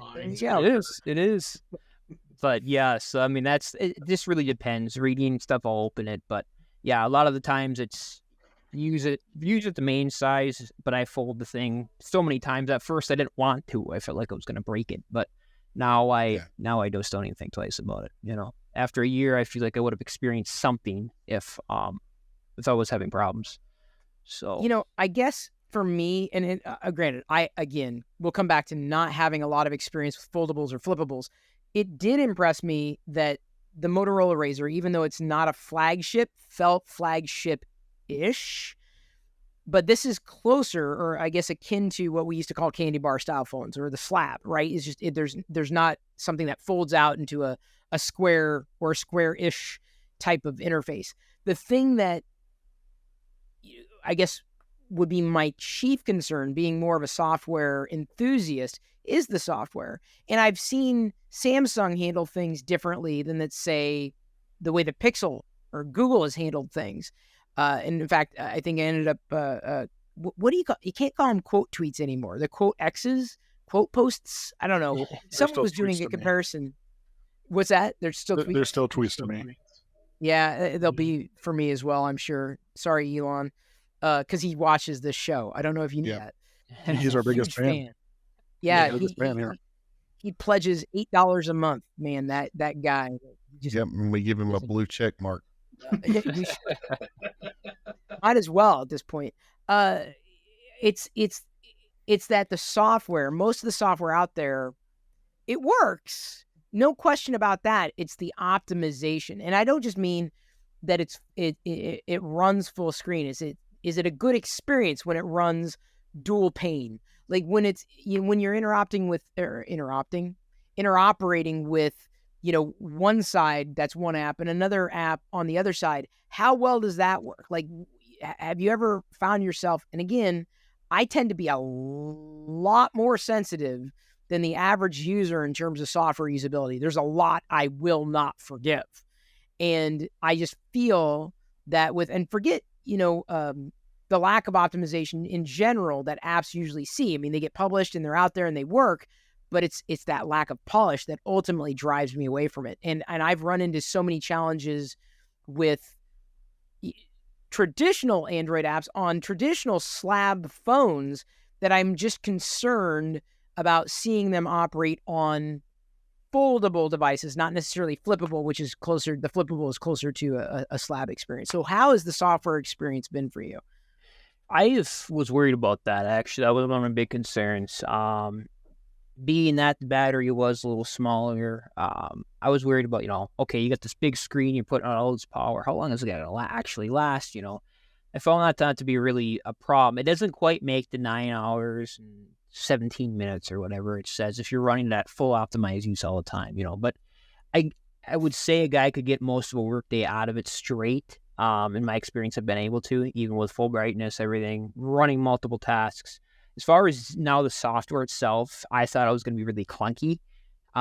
It just be laggy, and there was some in the beginning, some of the prior generations. Now, this was the first one I've used was Z Fold 4, and I haven't really had any clunky issues. I mean, everything's streamlined, it's responsive. I haven't had any lockup, tearing, anything that would steer me away from it. That was my first thing, is if I had any software issues like that, I would just not do it. I think back too much to the days of early operating systems and how much it would irritate me when I would have these problems, and I just couldn't afford to have it in a phone. Too much productivity has to be done, be dealing with that. And it hasn't hindered any of my work I do, anything I do at all. So I haven't had any problems or any reason to dock it. But there are still some ways to come compared to your traditional phone, or like your S23. There's still some things they can improve on. And they are every time they come out with a new one, they're at least listening to what people want as far as an improved experience. But as far as this particular generation, I have the Z Fold 4. I really don't have any complaints. Besides, a complaint on every phone is the lack of the 3mm earphone jack. Right. Well, and the reason why I think it's valid, and Goat, by the way, I want to come to you because you've also become somewhat of an acolyte for this type of experience, or at least a flippable experience. The thing that I love about your perspective, Will, is that you're not a reviewer, right? You weren't sent this phone. You didn't buy this phone to review it. Like you got this phone because it fit a certain need. What drove, I have to make that point. What drove you? Because by the way, I think that's very important, because a lot of tech YouTube is people buying things specifically to review them, not necessarily to use them. And I think there's a clear differentiation in why I feel that your opinion holds so much more weight than the average YouTube reviewer. I'm not slagging anybody specifically if they love what they do and they know the devices inside and out. It's just that your perspective, to me, matters and holds so much more weight because of all the reasons, not that for what you outlined, but because you got it for whatever reasons. So, what made you, it may not be one thing, what flipped you to this side of the force, right? What made this the device that you wanted versus, let's say, a traditional slab of glass? Why this? So I did a lot of research, probably just watching different YouTube videos and reviews on it for probably almost 6 months before I even pulled the trigger. And there's validity in that. I wasn't. Yeah, I mean, there's people they get their perspectives, but this is why when you share that information with me, it holds more weight because you got it for whatever reason, and your experience matters. Yeah. So my biggest thing that took me to it at first is I used to do a lot of e-reading, and that was the biggest reason I had my tablet. And then I like to do with the pen. I did some drawing, stuff like that. So a big thing was to try to actually shrink what I had to bring in my daily life. That was the first thing that brought me to it. What made me stay was the One UI and how they handle tasks. That was not even really, it's something I knew about, but I thought that's not really something I'm going to use.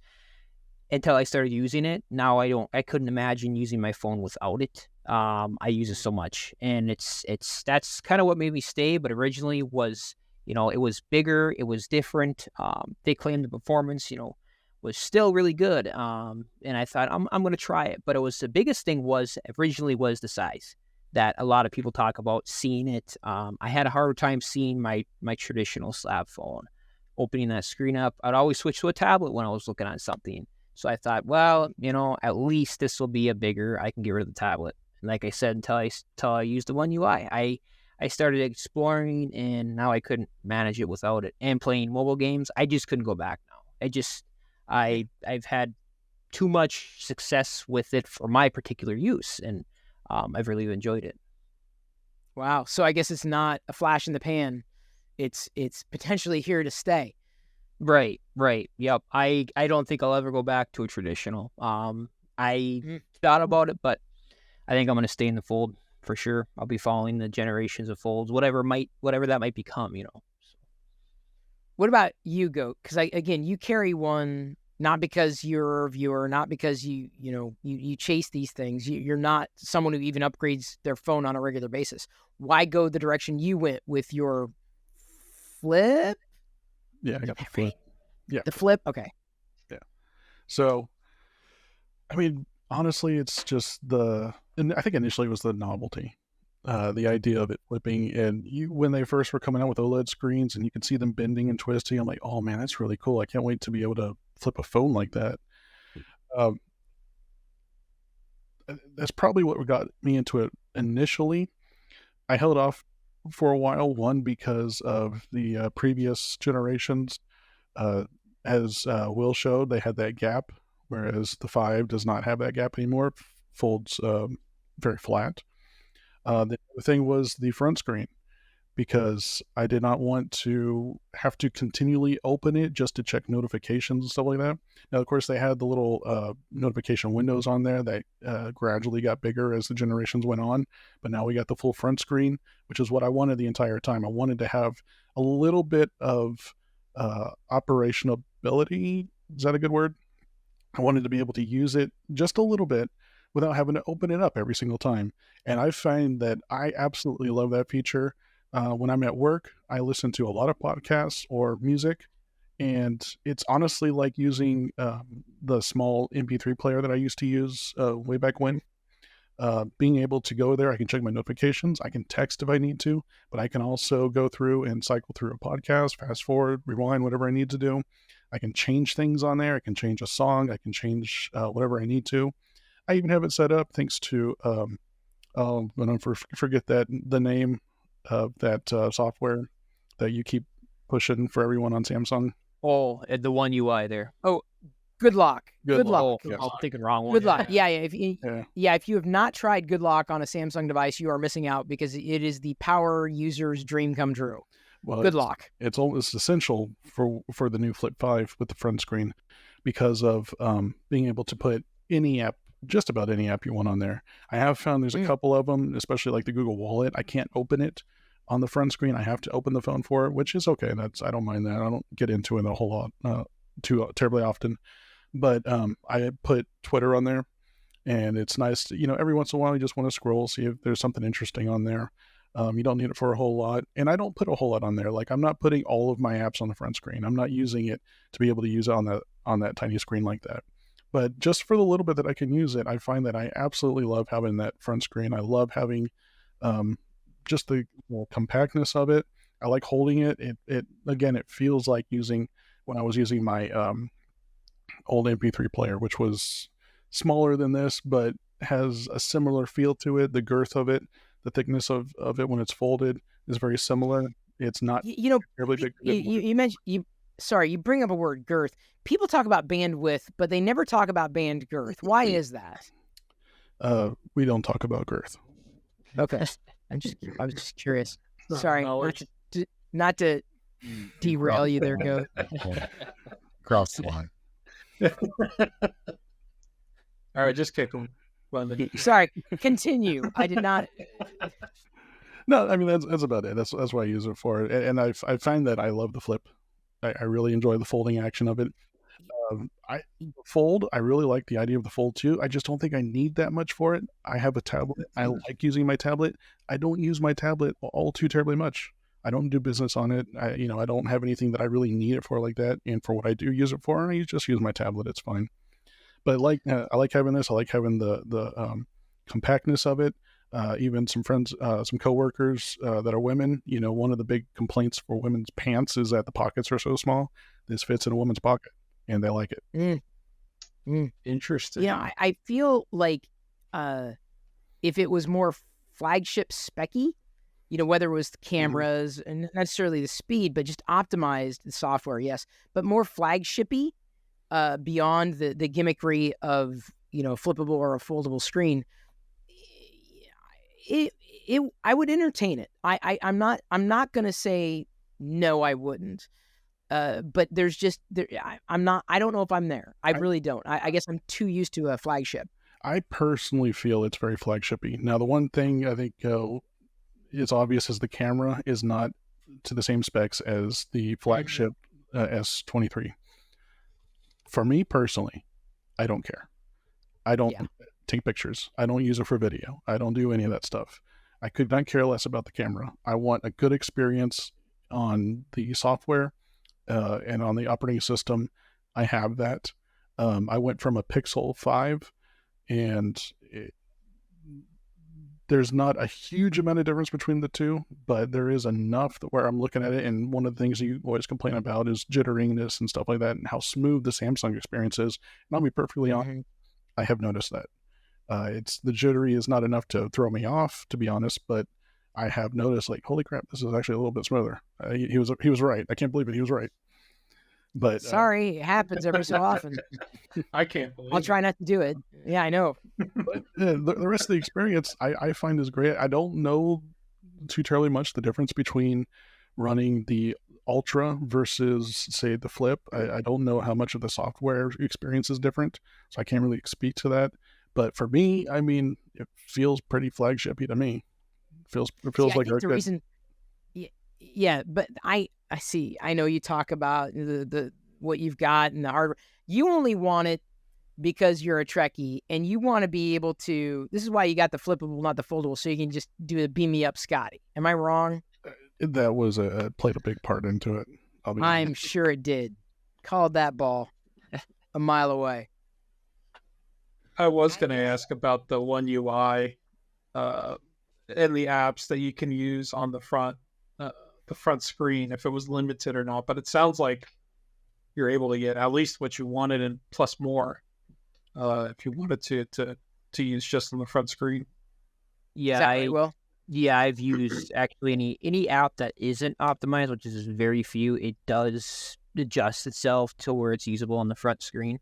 And that's the same thing as well with the inner screen. So even some desktop websites that aren't really for mobile become better on the inner screen. So, well, you're the front. So, admittedly, the front screen on a foldable phone is different from the front screen on a flippable phone, right? So, a front of a foldable phone is more like a traditional aspect ratio, with like a 16:9 type of aspect ratio versus something that's a bit more squared off. Yeah. So they should are be a little bigger. Yeah. Well, the adjustment that would need to happen or the optimization that would need to happen is less than. And I think a lot of Android apps, at least targeting, modern versions of Android, are resolution independent, such that it could run on a screen like this or a screen like this. And it may not be perfect, but I only have that experience through Samsung's DeX on my tab S9 Ultra and earlier tabs as well, where I can just take an app and then just stretch it and move it, and it'd be like a traditional window, right? It's so a lot of Android apps have already, quote unquote, been optimized. It's the question of window management or dealing with two apps on the screen at the same time. If I've ever even wanted to do something like that, I guess maybe I'm so used to having a singular screen that I don't even think, man, if only I had this second screen on the other side, right? My head's not there. I'm even with multitasking on the desktop, there are rare occasions where I have a window side by side. It does happen. That was my thoughts. And I'm on my PC side of things. I'm heavy on running screens next to each other and stuff. But in a phone, I never actually thought. I said, "Whoop to do." You can run two screens next to each other. Like I said, until I used it, and I was like, "Well, this is actually really handy." And it's a use by use case, honestly. If you're buying a phone to use the phone, maybe you're not doing certain things. It might not be. It is appeasing to you, but once you find something that maybe you use, for example, for me, it's one of my CRM programs to manage clients, to run that side by side with, whatever other list we're running next to it, and to be able to look over instead of constantly changing back and forth to the apps was what I just said. Oh, okay, that's the use for me on that. And then I just started bringing other things that I thought would save me time into it. So, but. You're a use case. No, yeah. I appreciate you sharing your insight on that. If only because I watch at a distance. Like I said, I'm very grateful to have this flip phone, if only to try it to see, is this something that would work for me? And so I can see that this is going to potentially be around longer than the average gimmick. I'm not, at one point I would have written it off as a gimmick, kind of like what Mysterygoat had said. I don't think this is gimmick. I don't think this qualifies as gimmick. Not anymore. I think they're definitely going to try to push for to getting more of them out. I mean, especially with Pixel now doing the fold. I think we're going to start seeing more of it. See, I don't know, and because again, I don't have the experience. I'm not a smartphone enthusiast or reviewer. I don't know which experience is better, what Samsung is doing with their foldables or what Google is doing with the Pixel Foldable. I don't know which one is handling things better. There is a fun fact that I've learned about the two of them. If you put the Samsung and the Pixel side by side, you will find that when they're in the folded state, the Samsung is a bit taller and narrower, while the Pixel is a bit shorter and wider. When you open them up, the Samsung is again taller, a little more narrower, looks more like a tall book, versus the Pixel that folds out and almost looks like a tablet. They are actually two different form factors. Samsung went with the style that they have because everything out there, apps and everything, are put on display for landscape, or I'm sorry, portrait mode, for the tall, narrow version, like you get on a regular candy bar phone. So they wanted the experience to not be too terribly different from what you get from using a regular phone, because everything is already formatted that way. And just having, putting a flip or a fold phone out there for the first time, people aren't going to automatically change how their apps work just for this one phone, right? Versus what Pixel is doing, they fold out, they have it in landscape mode, hold it more like a tablet, and hoping that people are going to start making their apps more formatted appropriately to kind of fit that screen, how you can do it on a tablet, so forth. But I just found that a little interesting about why they went with two different form factors. And for some people, they are very different to them. The experience is different. Well, the thing that keeps me from a Pixel right now is software. And I don't want to get into this. I don't want to derail it. I definitely want to move on and get to Toxic's top 10 here. But the nav gesture hint, right at the bottom of the screen, like it seems to be handled better on the Pixel Fold than it does on the regular Pixel, because the nav bar hovers over both sides of the screen versus a singular app when you've got a split screen type of situation going on, which tells me that Google can fix the problem they have with the gesture hint in software. They just haven't done it. But I did notice that versus Samsung, that's more they have like the icons at the bottom to be able to switch between. So it's more like a DeX mode in a phone again, at a distance. That's what I've seen for software.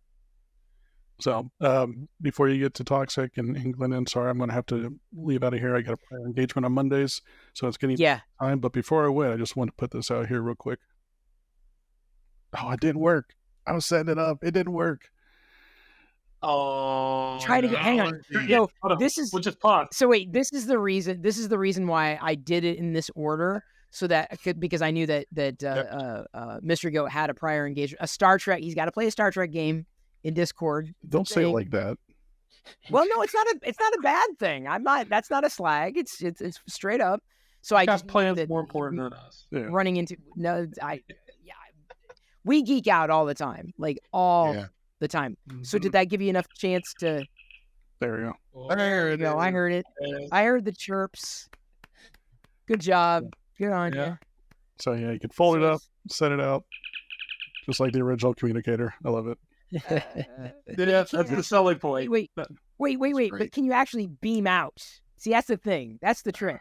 You should have told me ahead of time, or we could put some graphics up or something where I know, some special effects on here.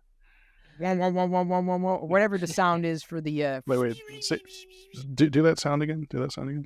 Wah wah wah wah wah wah wah wah. We pay top dollar for special effects around here. Yeah, no expenses or no spared. Yeah, exactly. We top dollar for those. You have no idea.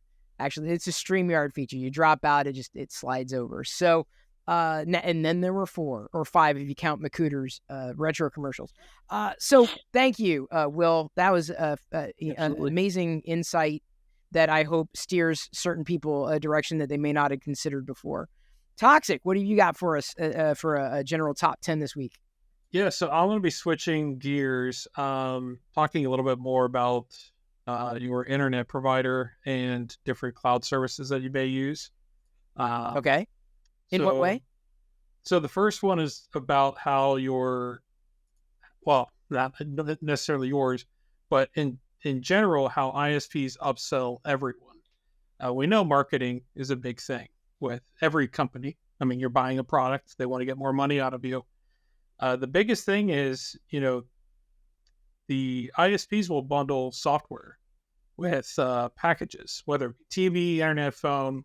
We know those. But sometimes they'll throw in antivirus and a couple other things. But usually what they're upselling you is on devices. How many devices are in your home? If you call and order internet from your local ISP and you're doing it over the phone or in store, they're going to ask you, how many devices do you have in the house? It could be one desktop. It could be a couple tablets. The average person that is analyzing this data that you're giving them, they're not saying, okay, well, that's going to use on average 5 megabit. Oh, that's light usage. That's heavy usage. They're not looking at it as a technical aspect. They're thinking, well, if everybody's online on all those devices at the same time, you're going to need 500 megabit. You're going to need a gigabit down. Where the average home user is really not going to need that speed, or even the extra add-on packages. So in regards to them upselling the speeds, the average home user is really only going to really need about 100 megabit at max, right? So if you're just generally browsing the internet, watching Twitch on 1 or 2 devices, email, Netflix, Amazon, whatever it may be, you're not using more than 5, 10, 15 megabits tops for all of those services individually, right? So even if you're gaming, unless you want really fast downloads, which I get, and I think we all can appreciate those, you're really not going to get any extra benefit. So if you're online gaming, for example, upping your internet speed's not going to make your gaming any better, right? It's just going to be your download speeds. So kind of touching on that, about the bandwidth, bandwidth is only part of the story. You're also going to need ping. And there's the other part to this, which is ping time. The ping time is going to be the latency. Go ahead, Chris. No, I just wanted to be able to, because we may be throwing out terms that may not be contextualized with people who might be listening. So, you're effectively breaking down like the top secrets that you need to know before you select a new internet plan, effectively, correct? Okay. Correct. So we talked about download, upload in general in the packages, something that's more appropriate for the average consumer. Ping, or your response time, could you explain that before diving in further? Yep. Oh, yeah, I was going to jump into those kind of tiered down. So like you touched on, I'll back up a bit. So download speed, it's what you're consuming. It's the data coming to you. Every data packet that you receive, you're sending an acknowledgement packet back, and that's using your upload pipe. So if you've got a very large download speed and a slow upload speed, you can notice some internet latency issues or slowness. The best type of internet would be, let's say, 100 megabit down and 100 megabit up. That's in a real world. We're not going to see that. Correct. Symmetrical internet. What you're not going to see is that in the market or the real world. Realistically, you might see it, 100, 200 megabit might be the standard for most ISPs now. And your upload might be 5 or 10 megabits, which is, again, fine for the average user. But if you're somebody like us who we're sharing large files, or Chris, in your example, you're uploading 1080p or 4K video up to YouTube and Mastodon and a couple other different media services, you're going to want that faster upload speed because that moves your data quicker. So that's download and upload. Your ping is, again, like you said, the response time. It's that latency between us. Whereas if I'm calling you from overseas, for example, and you're in Seattle and I'm in Europe, that there's going to be a lag time on the phone, or visually or audibly. I mean, it's not going to be like we're sitting here just carrying a conversation. There's going to be like a split second, maybe a second delay. And you'll find times where we're talking over each other, kind of that thing. On top of that, we've got jitter. So you've got that constant speed or ping of the average communication time between one another. Jitter is going to be peaks and dips in that leg. So if we're talking, we've got no latency issues or no ping, and then all of a sudden there's just a huge delay, or all of a sudden it just drops down to where we have no delay again, that's going to be your jitter. It's kind of like a noise in the signal. So to really truly have a good internet experience, you're not only going to want to have good download speed, you're going to want as best possible with the internet package upload speed, which is typically hidden from marketing tools and pamphlets and stuff. And then once you get your internet package, you're going to be wanting to do some speed tests with various websites to check your line speed and quality with ping and jitter. And ping, again, this is something that I really didn't pay that much attention to. Because, yeah, to your point, people go, they check their download speed. Oh, I've got, a gig down, I'm doing great. But then their upload speed is nerfed at 30 meg upload or whatever. So it's nothing.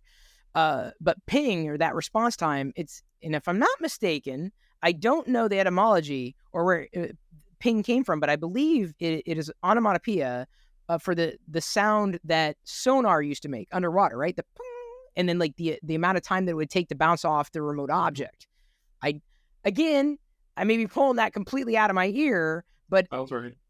Ping sounds a lot like, sonar, the ping, right? So that's effectively what it is. What would be considered for, let's say the average user, what's it, or just the, above average, below average user, what's a good response time? Like, is 20 milliseconds solid? Like, where's really good versus what is passable?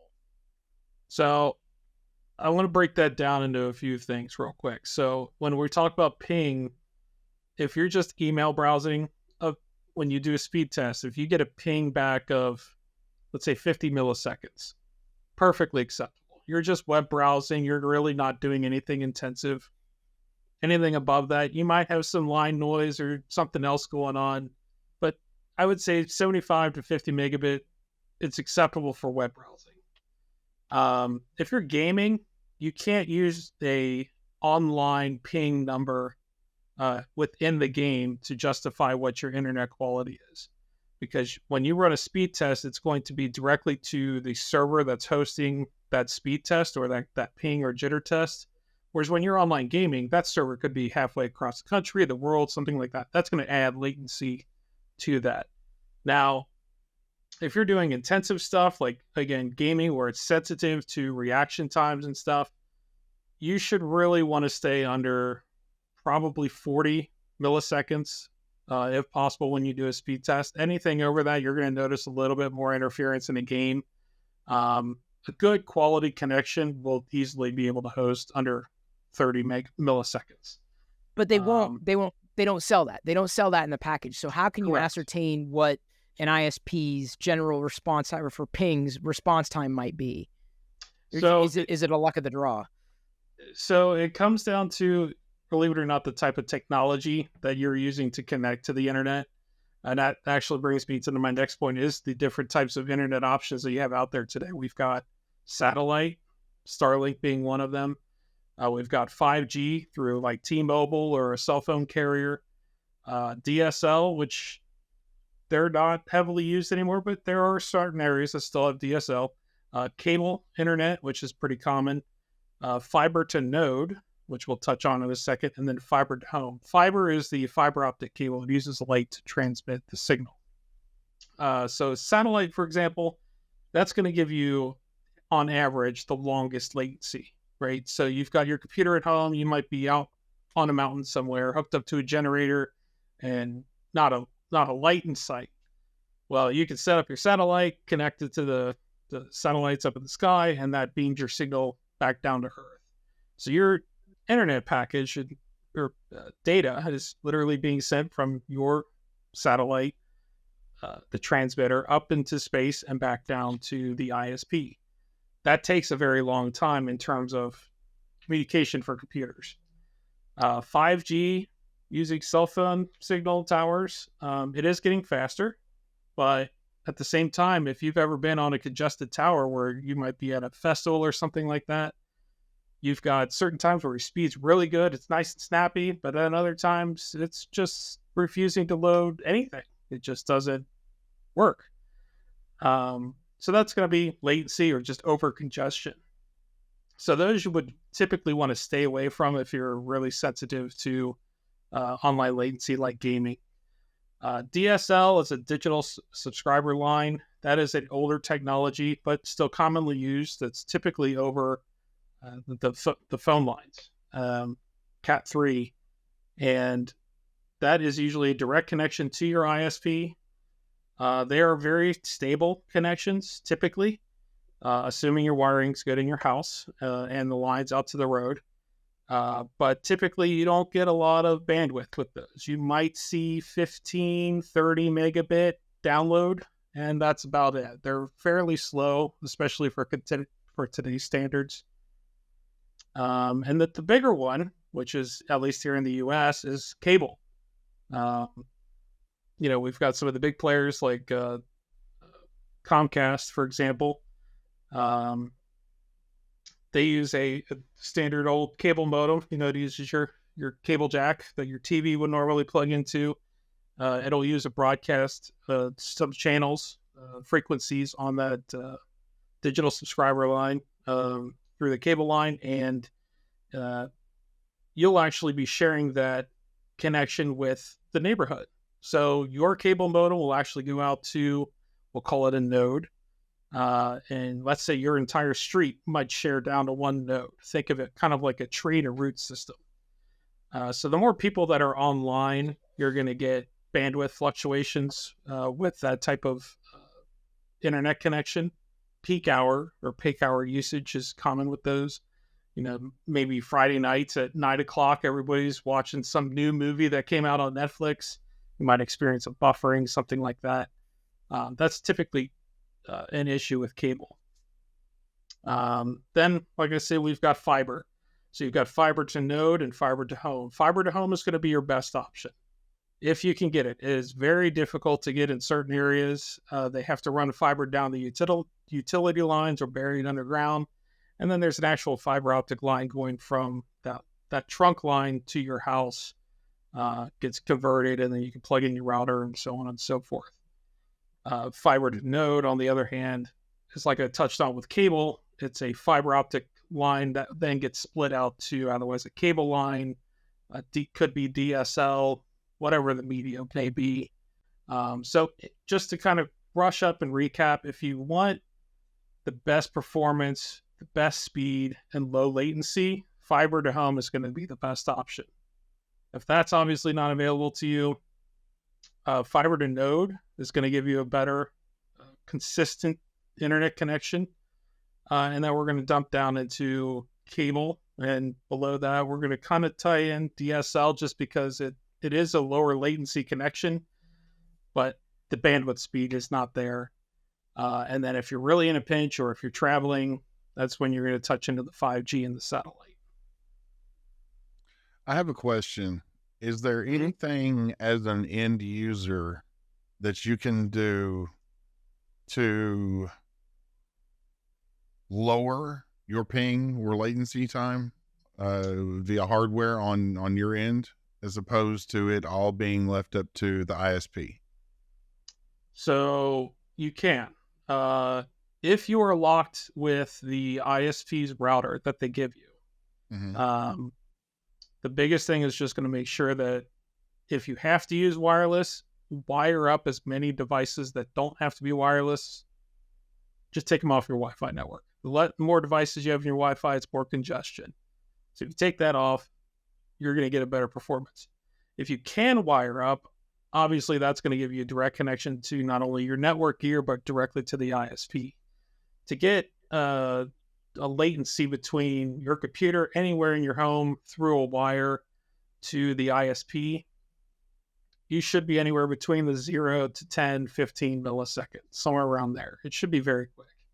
But if you get on a congested Wi-Fi access point or router, you can easily see 30, 50, 80 megabit, especially, or higher if it's truly congested or being heavily used.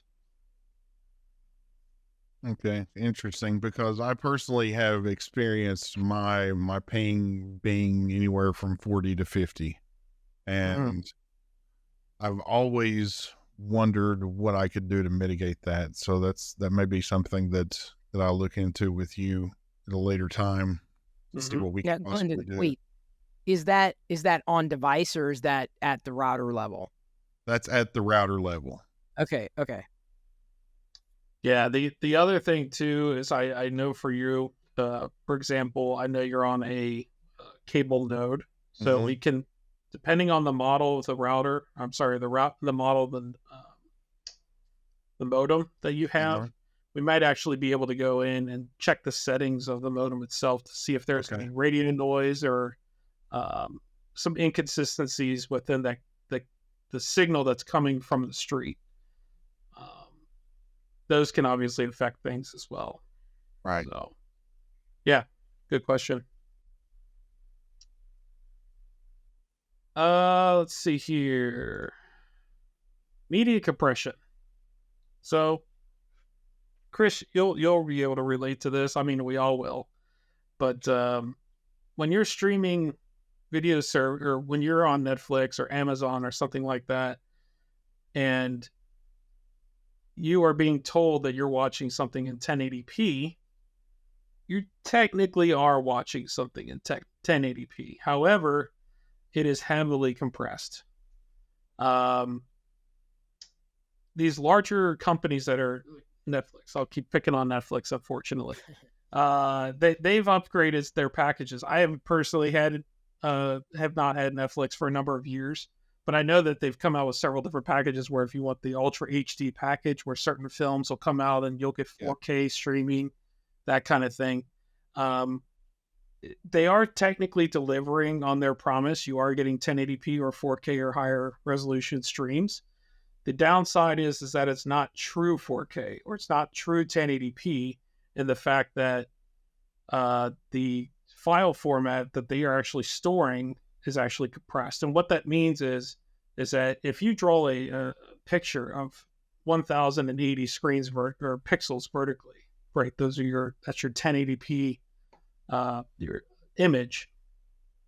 They're able to group some of the pixels together and average them. So that way the image, instead of saying, well, we've got this pixel being red and black, whatever it may be, we could group those together and average them. What that's doing is it's actually making that file size smaller. So if you compare a streaming service movie compared to a true quality Blu-ray or something along those lines where it may be lossless, you're going to notice the physical media is actually going to be better on your TV. Right. The main reason why they do this is touching back on bandwidth, right? Not everybody has an internet connection that will support, well, say 4K. A 4K movie might be 50, 60, 80, 100, 120 gigabytes for a 2-hour movie. Very few people have the internet capacity in their home to truly stream an uncompressed 4K format. Not only that, but it's very expensive to host those type of files. So what they do is they compress them so that way the average home user on a 20 or 30 megabit home internet connection can watch their movie, still looks good on their screen, and you won't have to deal with any buffering. So unfortunately, that is a very high level idea of media compression and why you should hate your streaming service. Although they are truly delivering on, yes, this is 1080p and yes, this is 4K, it's not the true level of detail that you're going to get from a physical format. Huh. So that's interesting. It's almost like the secret Netflix doesn't want you to know. In a way. Well, I mean, to be honest, I mean, because, there are some people who can definitely see the difference, right? I'm not sure I'm the one. I can see side by side, certainly, but like in terms of an enjoyment and the distance that I have between my eye and the screen, I could watch a 1080, video and be just as entertained and see just as much sharpness and resolution as a 4K. Mm-hmm. So like, why pay more for something that's less? Or again, what you might be picking up on. And I'm not, if I'm sitting like inches away from the screen, yes, I can absolutely see a difference, but I don't watch TV that way. I don't watch movies that way. I'm across the room. Yeah, this is going to be more for the people that are picky or sensitive to specific media types. My biggest thing too is with movies that have dark scenes, you'll notice a lot of like blocky pixelations and true blacks. That's what it is. It's that pixelation that's kind of ruining that it's the compression. Compression. Yeah, right. Yeah.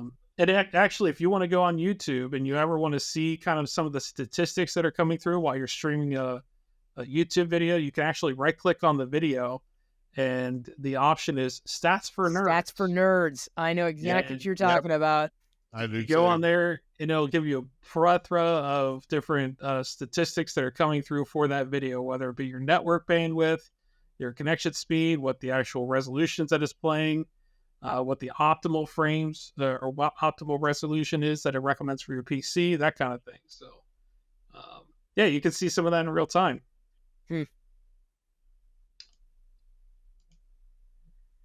Let's see here. Smart home devices. We love them. But which ones are worth investing your money into? So I'll ask you guys real quick. What kind of, in a nutshell, what kind of smart devices do you guys have outside of the normal tech? Laptops, computers, tablets. Dumb. In fact, you're kind of, I've got a list that I'm working. I've got my list that I'm going to be sharing this week, and there's some crossover in what we're talking about, but I don't generally have many, if any, smart home anything, at least not connected. The problem is I know some of them are sending out signal, but I don't connect washers, dryers, refrigerators, TVs, garage doors, anything. Nothing is connected that way. Nothing. Yeah, I don't have anything other than one LED light strip that's on a computer desk it's a Govee, but it is connected to my network. Other than that, that's the only thing that I have. There's no other smart devices in the home. No Alexas, no Googles or Siris or HomePods or anything like that. So yeah, mine's pretty much like Chris's, other than one LED strip. Yeah. Will, do you have anything? Yeah, I got a Google Home Mini, and then I got an Alexa. home assistant type tuck thing, but that's about it. I don't know. I've tried the whole light bulb thing and all that, but I don't know. It wasn't that cool for me to play with. I lost interest fast. So I'm kind of in the same way. I've always thought, it's cool that it can connect to the internet, whatever it may be, the device that I might have been looking at. But Will, to your example, it's the smart bulbs, right? They've always been kind of a cool idea where maybe you could change the color or brightness levels, or talk to your Alexa or whatever and have them turn on and off. That's cool. It's not needed, right? So the ones that I personally saw that were worth investing into were smart thermostat. And if they have the ability to detect more or less if you're home. So I know I have a Nest set up here at home. And if you have the smoke and CO2 detectors, for example, and you're walking around the house, even if you're not walking in front of the thermostat itself, it'll actually learn your habits of when you're home on average and when you're not. You can set a range of your maximum AC and heat temperatures. That way, if you're gone, your house is technically not heating and cooling something that's empty. But buying something like a Wi-Fi toaster to see if your toast is done, or even the washing machine, or potentially even your smart fridge, those really aren't devices that are going to be around for long term. Especially if you got a smart fridge and you break the LCD in 5 years, who knows if you can even get the part back, and people are going to be pitching a perfectly working fridge. Well, it's not just they won't be around long term. Those devices that you're talking about, like a thermostat, that actually adds up to savings. Like you're not just turning on a light bulb or turning it off, which might add up. And some might argue, could be somewhat of a security type of device. You turn the lights on when you're not home. But with a thermostat, you turn it on or off. That could add up. Like I'm not going to say it basically pays for itself, but effectively that's the value in terms of if there was what is the best smart home device to get, you're basically winnowing it down and saying thermostat, it would be a top choice for those reasons.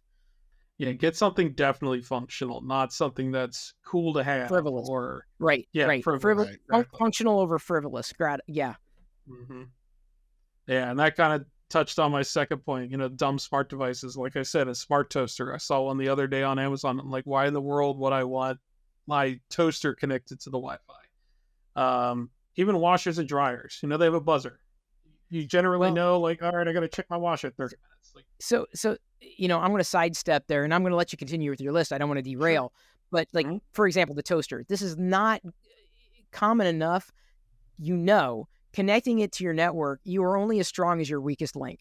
And there's I would say less than zero chance, in the negative chance, that toaster is ever going to receive a firmware update, and a high degree of probability that security vulnerabilities are going to be replete, not because they intended it to be that way, but because that's how software works. So this is the main reason why I have steered clear, despite all the certifications and the levels of encryption, et cetera.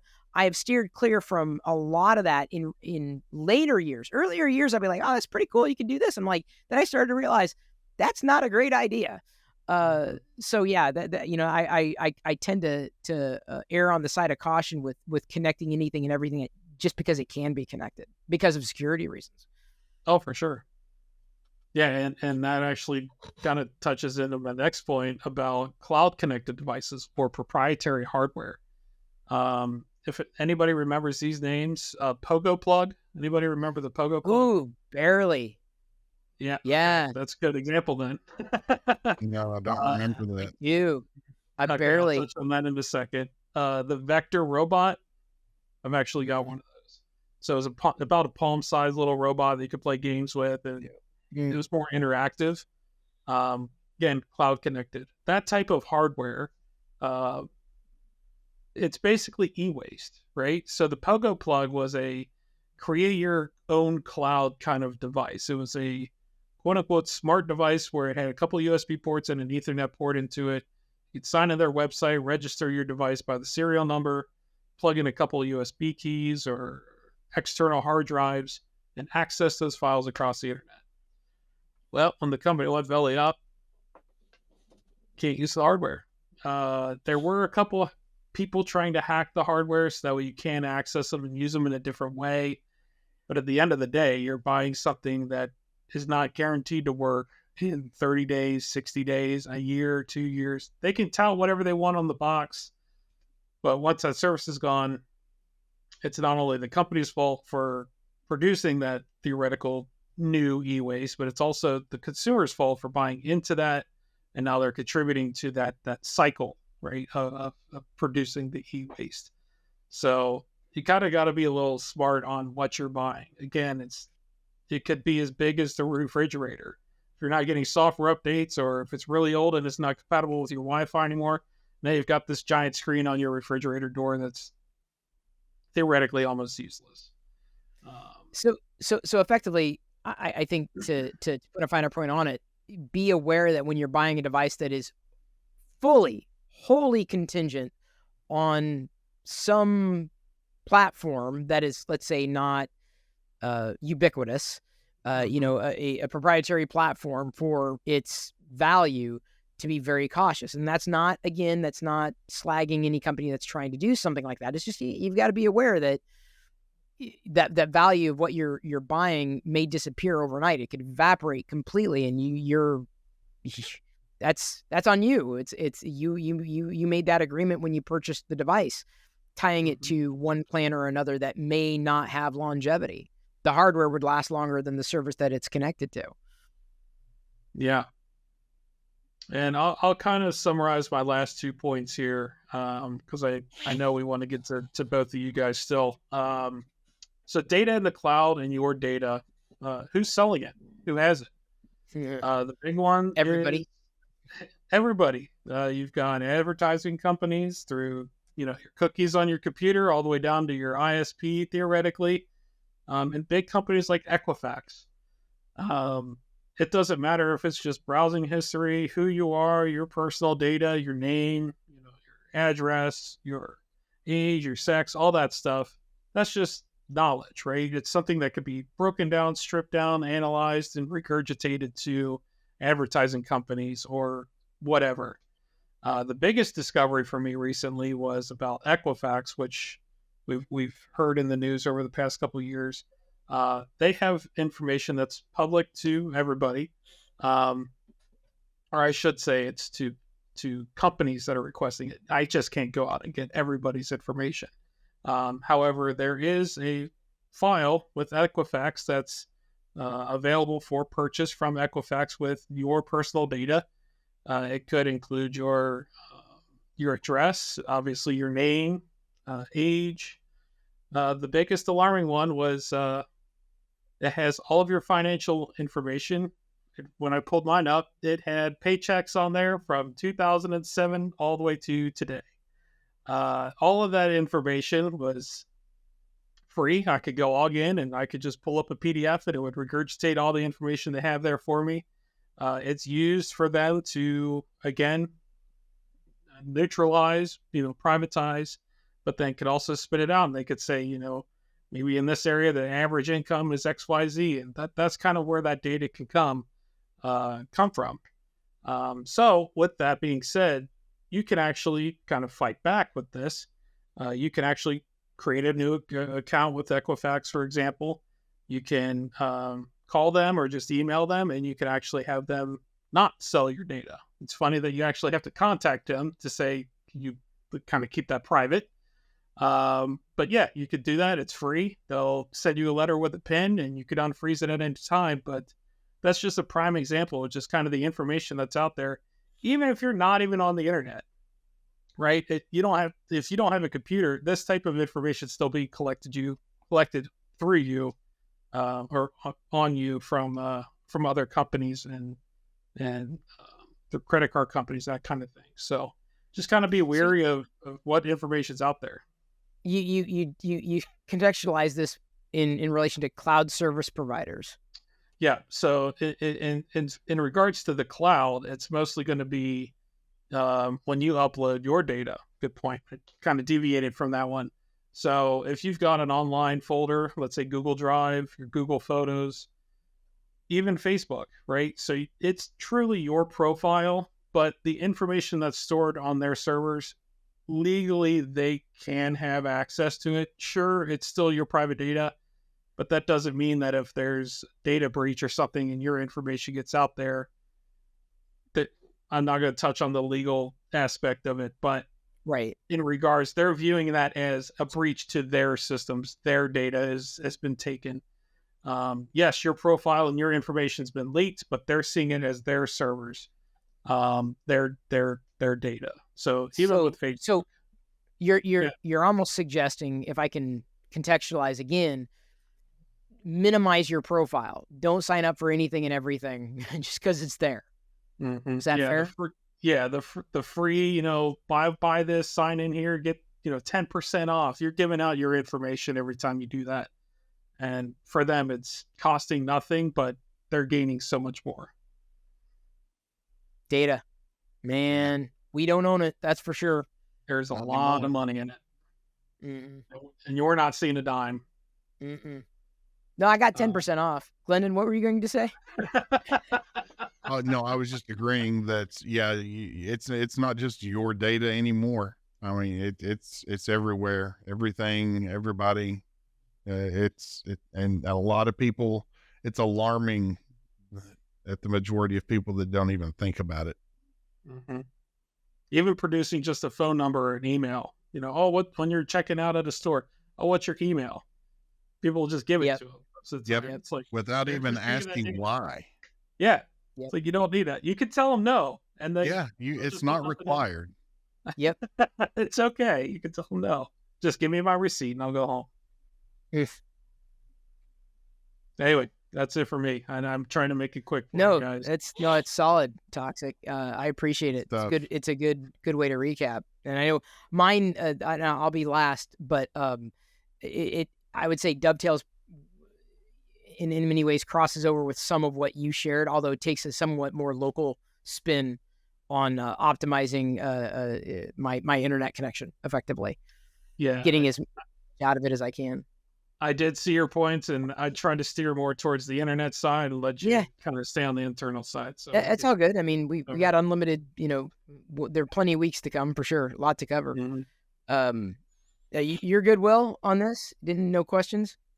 No, actually, no. But that was all a lot of information that you kind of, when you shine a light on things, I don't think everybody realizes what they don't know. That comes down to it.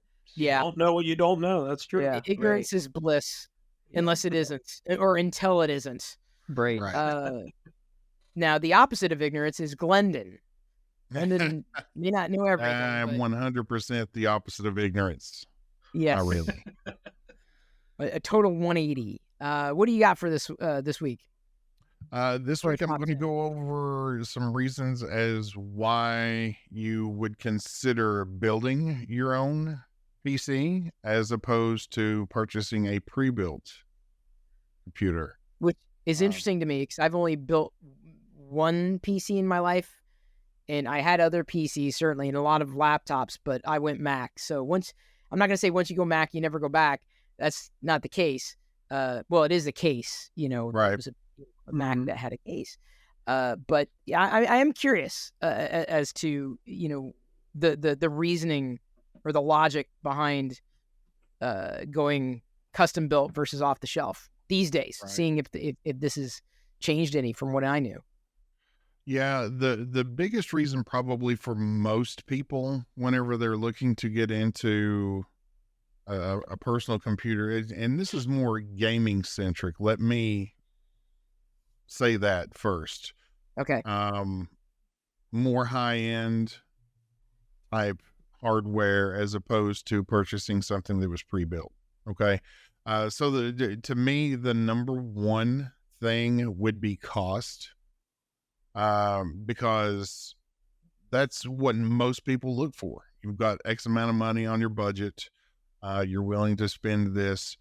It's much easier to hit that target and save more cash than you would think by basically just building out and sourcing out the parts yourself, right? Really? Yeah. You'd think that, when it's pre-built, if it was pre-built, pre-configured and everything, that would save money because you'd be able to buy in bulk, right? Or they'd buy in bulk and then assemble it. But you're suggesting that it's still cheaper or more cost-effective to go. It is cheaper and more cost-effective to do it on your own. Usually by a pretty fair margin, maybe not as much now since everything's gone up in price. Unfortunately, that's the world that we're living in right now. But even comparing to what you would pay, say, a Dell or an Alienware computer, you could go out and purchase one that's, say, $3,000 to $4,000. You could easily save 15 to 20% on that cost by building your own personal computer. You got to remember that just because they're pre-built doesn't mean that there's not hidden costs with that. There's software licenses that go along with these that are preloaded on there. There are agreements with, these board partners and these companies that they have to hit X amount of dollars. So there's going to be some hidden fees in there. It's not all just 1-to-1 ratio. So that's something that you need to keep in mind too. But for the most part, you can save quite a bit of money by building your own. The next for me is probably the biggest, and that's the performance gains. If you're looking for specific types of numbers that you want to hit for a certain type of game that you're wanting to play, for me, it's all about the frames per second and the highest resolution that I can push those at. I like the eye candy. Okay. I get the game. The last thing that I want to do is spend $70 on a game and it look and play like something that's, 2, 3, 4 years old or on a console. I want to play something better than what you're going to get on a console. And you can do that with a PC. So performance, you can prioritize your specific components that you want for your build to meet your particular needs. And a lot of time that really boils down to 2 things, really. Well, 3 for the most part now. But your GPU is always going to be your biggest expense, followed by your processor. Those 2 are big. And a lot of times in a pre-built system, you can't get the kind of configuration that you're looking for, to hit those numbers, because they have to try to target a wider audience, let's say, and cover a wide gamut of customers, as opposed to where I'm probably in the 10%, right? Because I'm always chasing that rabbit, trying to have the best of both worlds. So for me, it's really not going to be feasible to spend $4,000 to $5,000 on a PC that I can build my own with similar specs or better specs for less. So performance is big for me. Upgradability is the next topic that I would like to go into, and probably the biggest, with right to repair and different things that people have had to experience in the past, that if you own something, that you should be able to take care of it, you should be able to repair it, you should be able to upgrade it. To me, that's a big one, because if you buy a pre-built PC or a laptop, a gaming laptop, or just a regular laptop for that matter, it doesn't have to be gaming or a gaming centric PC for this, but you oftentimes run into proprietary parts. These motherboards that are in some of these PCs, you can't just go and get off the shelf parts for them and put them in there. A lot of times they're soldered in to the board, or the board is a certain size and specific to this case that you can't find anywhere but this OEM product. And it leaves you really with no future proofing options, you know, to where you can't upgrade and stay relevant with the times and the technology that's coming out. Dell was they were actually notorious for that. They used proprietary PSUs for power supply units. Yes, they did. I've still got an XPS gaming system that's downstairs in the garage that has a proprietary PSU in it because it was long. It was probably about a foot long, and it was only probably 2 inches tall. And it was the whole base of the PC. And try to find a replacement power supply for that. You're not going to. You could cobble one together, but yeah, you could cobble one together, and that's not the safest thing in the world to mess with either. Is the PSU. I don't recommend anybody taking apart a power supply.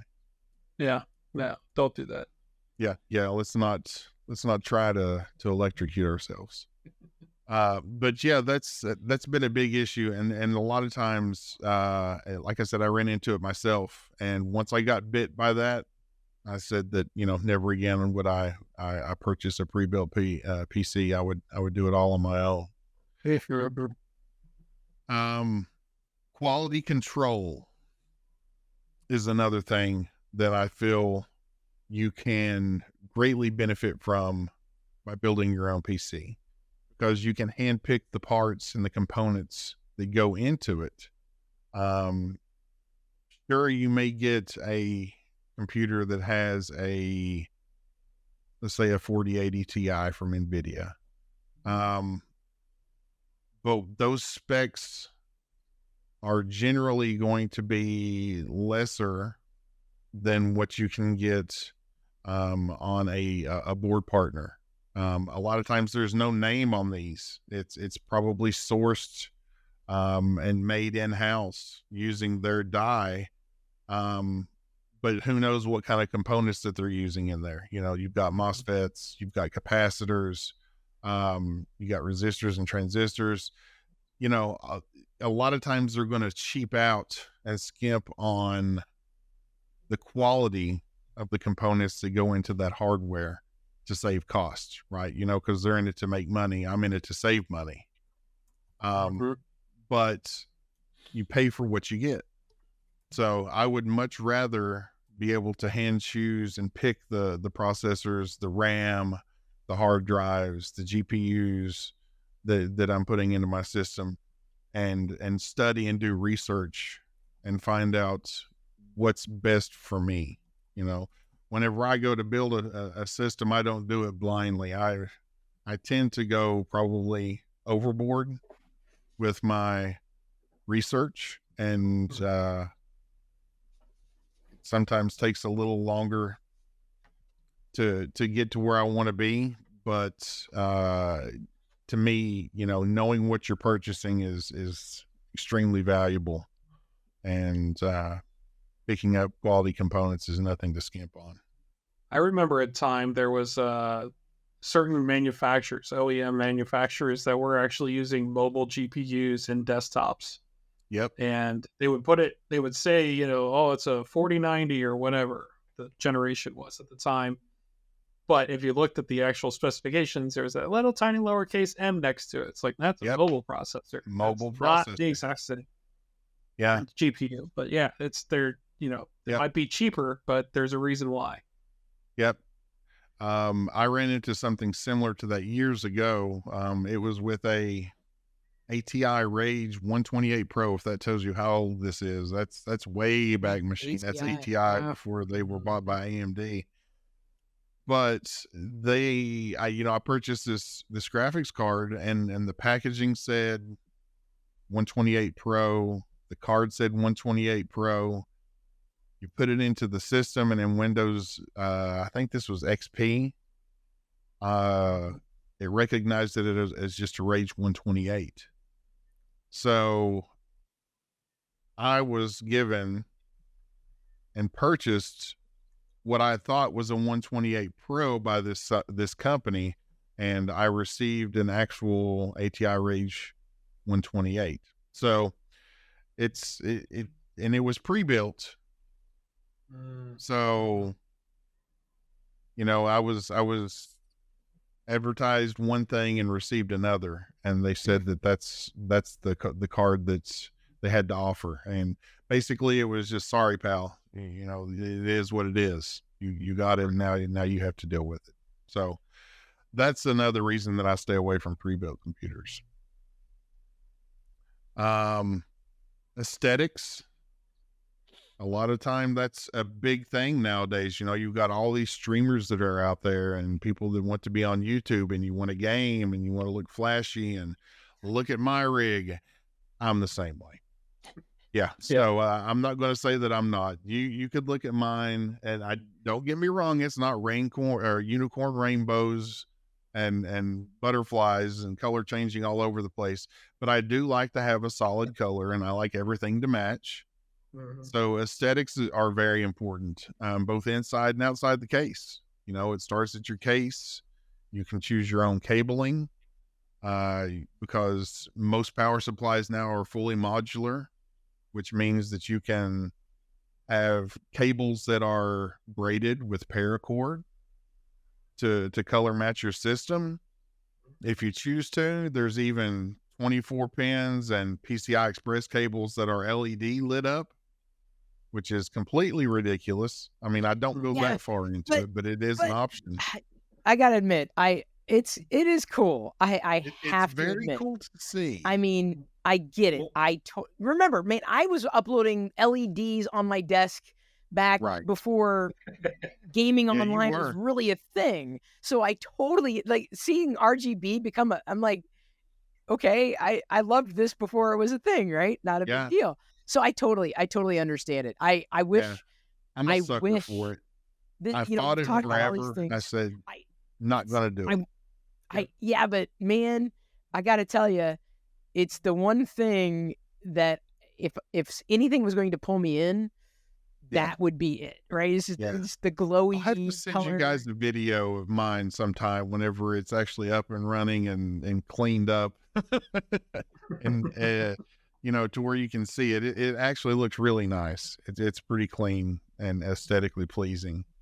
You can't even find non-RGB stuff anymore. It's hard. It's hard if you go out looking to try to find a motherboard that's just black or a gunmetal color that's not got LEDs on it or logos that light up and bling. And there's even some that looks like they've been bedazzled with gemstones on them, and it's ridiculous. See, but you know, it's personality, and you can express personality through your PC. But that, you know, it's fascinating to me how the PC itself, it becomes more personal, right? You talk about expression, and the idea that it's a statement, right? That you're making. It's not just this utility or utilitarian box, this beige box as it was once known to be, and more a part of your room, a part of as much a part centerpiece. The enjoyment of what you're doing is anything else, right? Yeah. So that's fascinating to me how the PC has evolved that direction. And I think for that reason alone, I don't know, because there's been, and I don't want to sidetrack you on this list, but people have, you know, suggested the PC's dying and, you know, it's going away and things are going to be replaced. I don't know if it will ever fully disappear to the point where now, like keyboards, right? You think keyboards are just buy them off the shelf, but a keyboard, you can build your own, you can customize your own. Yep. I don't think that's going to disappear. I don't think that level of personalization, at least with technology at some level, is going to disappear. Its impact or its market value may very well change, right? I'm not going to dismiss that, but I think that the layer of making things more personal in some way, shape, or form, I think is that has staying power. That personalization has staying power. More so now than it ever has. Yeah, absolutely. You know, because everybody is wanting to be uniquely you, and that's another thing that you can do just to set yourself apart from anybody else. In video specifically, because you touched on that, it's like I'm sitting here and people know at least the videos that I've done because of my iconic desk. Like, how many times have people jumped into Twitch chat and say, "Do you still have those flashing lights above your desk?" I have those lights in that chair. It's the same thing, right? It's definitely the chair. Yeah. Oh, this chair is never. I'm telling you, you can try setting it on fire, and this will survive an apocalypse because it's never going to die. Unfortunately, you're gonna need a hazmat team to take that out of your house. Yes, you will. And I don't think that I haven't thought about eliminating it. I just can't find anything that I want better apart from that Star Wars chair, which goes to the personalization thing. So I feel like I really understand what you're saying with the lights and the personalization. And I think more than anything that you brought to this point, that probably makes the most amount of sense. Not that anything else doesn't, but there's an extreme value in that you just can't match. You can etch a case, maybe, like you can etch a phone before you get it, on order or it arrives. But this is a completely different level that you're not going to get from the other boxes that you can just order. Right. Yeah, you're not going to find this on a shelf in a big box store somewhere. No. And get the same kind of level of customization. It's just not going to happen. Another thing is it's a learning experience. To me, whenever I buy a product, I want to know what makes it tick. Right? If there's an issue, I want to know how to fix it. And you can do that by building your own PC, right? Because you start from the ground up. It works in layers, just like it's like making a sandwich. It's a lot easier than it used to be because you've got sockets for everything now. You don't have to worry about jumpers and dip switches and stuff like that, like we did in the old days. But it's a learning experience. Make it fun, that way, whenever it's time for you to upgrade, you can upgrade it yourself, right? You don't have to worry about, oh God, what am I going to do? I bought this computer. It's 4 years old. I need a new graphics card. You'd be surprised the amount of people that I know that are afraid to just take out a graphics card and put a new one in, right? I've done that. I can swap out components, or I have done that in the past. But a lot of people won't. Especially people that have little knowledge. They think that it's going to take more than it does to upgrade these components. And again, that's another thing that you have to look at too, the upgradability with a pre-built system. Like I said a while ago, it kind of harkens back to that. But I don't want to get back on that subject. But yeah, the learning experience alone, to me, is worth it to do it at least once. At least one time, build your own PC. That way you know how it works and what makes it tick. And if there's anything that you need to replace, then you know how to do so. Kind of touching on that too, building it is in a very rudimentary way, like Lego. You can't really do something incorrectly. Everything's got its place. Yep. And I'm sure we've all ran into people where they call the computer case or the tower the CPU or the hard drive. Yep. Right. Building the computer allows people to even learn what the pieces are and what they do. Right. And like you said, build at least one, even if it's a really old system they may have. Pull it apart, put it back together. Take it apart, put it back together, and see if it still works. If you can post, you're good. But yeah, you're exactly right. Well, what's wrong with it? Well, my CPU's dead over here, and they just pointed the whole case, and you're like, well, what part of it? Well, the whole CPU, and I'm like, oh, it's dead. You're one of those folks, eh? So, but yeah, no, that's another thing. It's a learning experience more than anything. And to me, I like to be educated about anything that I work with or that I use or that may be a hobby. So I feel that that's another good point. Another reason would be the amount of community support that's out there for building a PC, right? There's a network of people, a plethora of information that's out there. If there's an issue, I guarantee you are not the only person that's ever had that issue. You can look on Google, you can go to YouTube, you're going to find any type of information that you could possibly want. Reviews are out there for parts before you decide to do upgrades, like I touched on a while ago. It's vast. There are forums that are available. You can use Reddit. There's online communities where you can seek help and advice if you run into any kind of problems or you're considering an upgrade. So use that as a tool, the community. You would be surprised the amount of knowledge that's just out there at your fingertips. In fact, I think that's how Saints Angel over on the Twitch stream, I don't know if that's how she joined, but I remember she was having a problem with her machine. Yeah. It was a pre-build. Yep. And I think that's when she joined the chat and she was asking questions. Yeah, I think you're right. It was the first time that she joined the chat, and it was an issue with her motherboard and her HP Omen PC.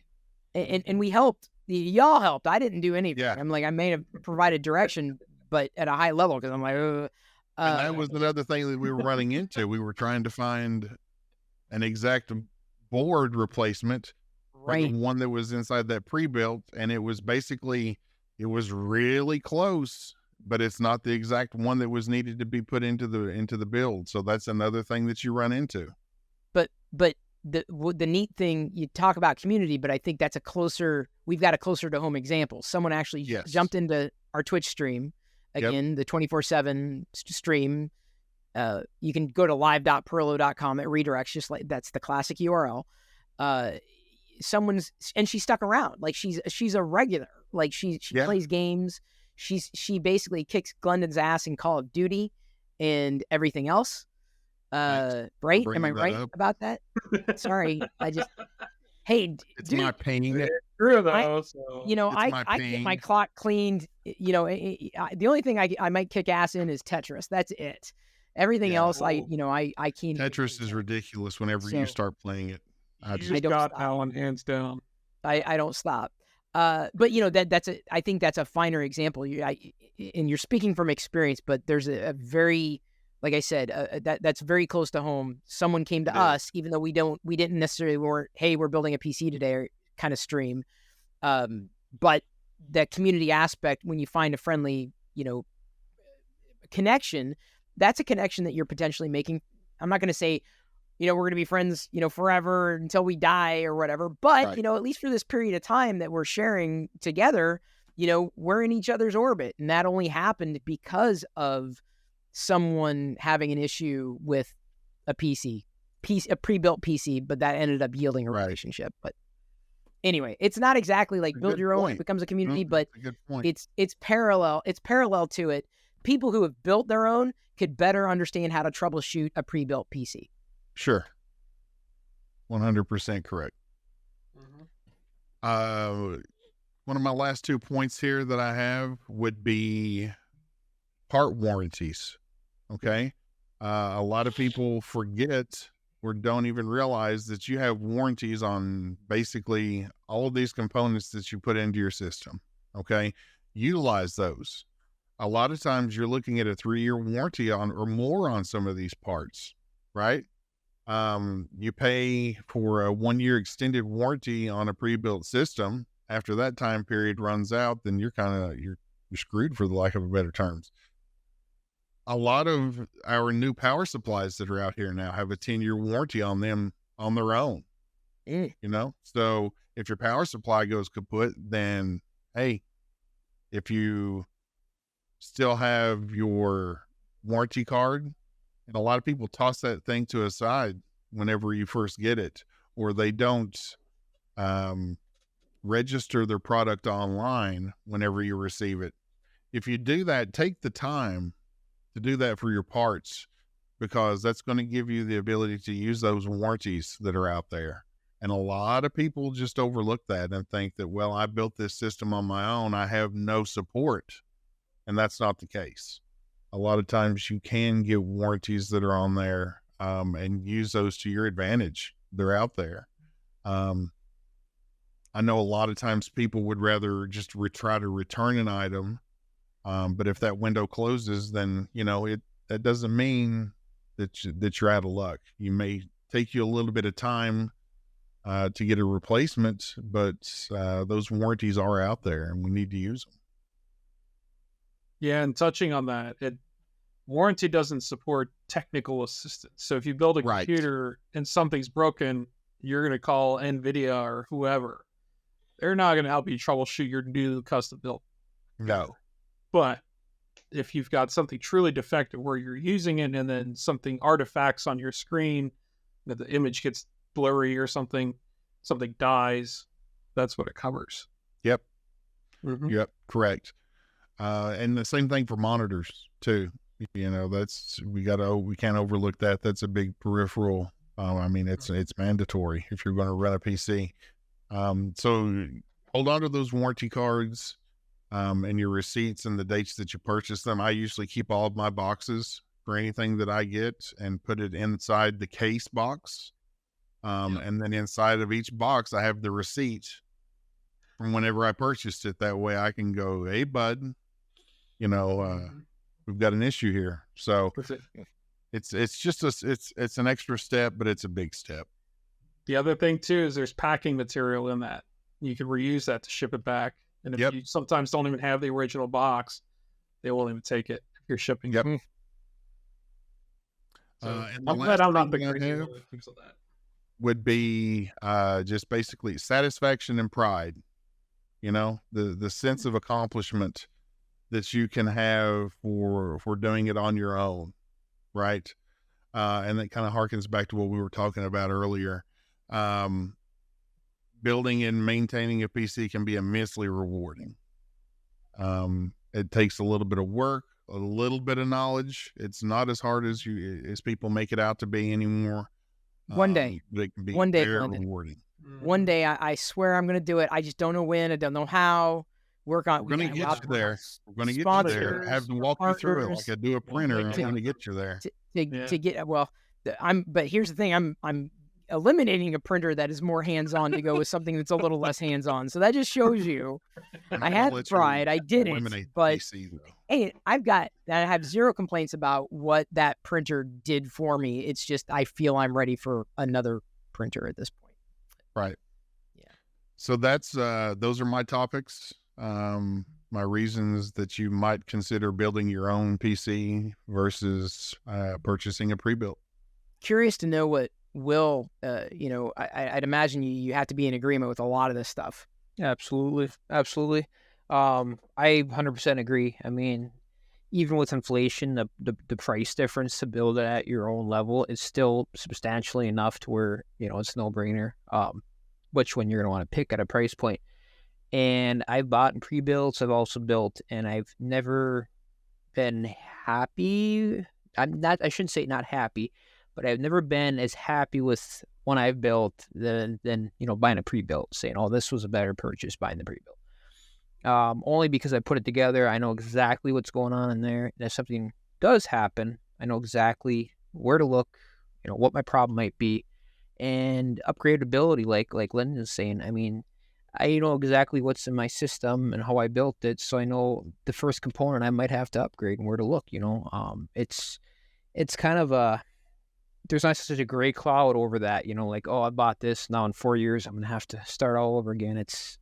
Your cost is gonna be almost minimal. You got the case, you got the hard drive, you got the peripherals. It's just piecing things together as you need them.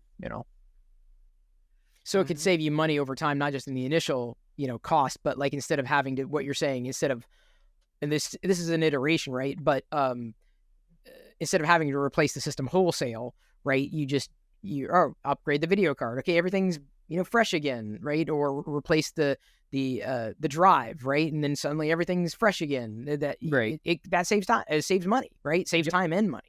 Yep. Yeah. My particular situation. I mean, my processor is gonna probably, I know for a fact it's outlived my video card, and so when I upgrade my video card, that's it. My processor's still relevant today, and I'm still running all NVMe or solid state drives. So it's there's only so much you can upgrade or that where it's gonna make a difference anymore.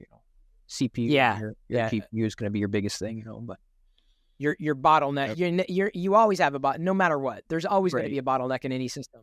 and certainly that becomes more staggered over time. But it allows you to balance out costs, and certainly in a dramatic fashion, cost effectiveness. So that's another way I think, and I think that's a hidden cost, or not a hidden cost, but a hidden savings to what you were saying, Glendon, in terms of the cost effectiveness up front. It's over time, unless you know what I'm saying. Because we don't necessarily think that way. We think, oh, I can save $50 right now. We don't necessarily think, I'm going to save $500, $5,000, let's say. That's a bit egregious over time by going this route up front. Apart from the other, benefits of going that route. My computer is a prime example of that as well. I mean, I built it. It was all top of the line hardware back in 2016. Still works fine today. And I mean, I'm here basically 9 years later, still running the same hardware. So if it cost me $3,000 back then, your cost of ownership is actually pretty low over time. Yeah, your TCO. Yeah, no, 9 years. I don't have an exact equivalent to that with a PC, but I want to say my Mac Pro lasted, if it wasn't 9 years, it was damn close to it. Real close to it.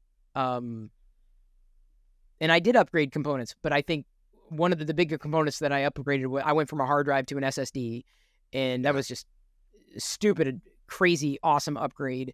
And then I upgraded the video card maybe a couple times, but it was a law of diminishing returns. It didn't give me the performance that I was necessarily looking for based upon the applications that I happened to be using at the time. Yeah. 9 years. Wow. That's for a PC. I feel that that's about as far as you'd want to stretch it. No?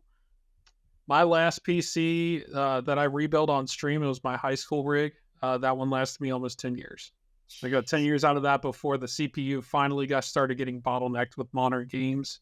And that's when I built this one. So realistically, it's because I'm still running 1080p and there's more conditions to it. But I mean, the fact of the matter is 10 years, if you build a top of the line system, you pay a lot up front, but it lasts pretty long. Yeah, I'm on year 5 with mine, and I'm just not because I have to, but because I'm trying to, like Glendon says, the eye candy. That's a big one for me too. When you're gaming, I'm all about it. Yeah, exactly.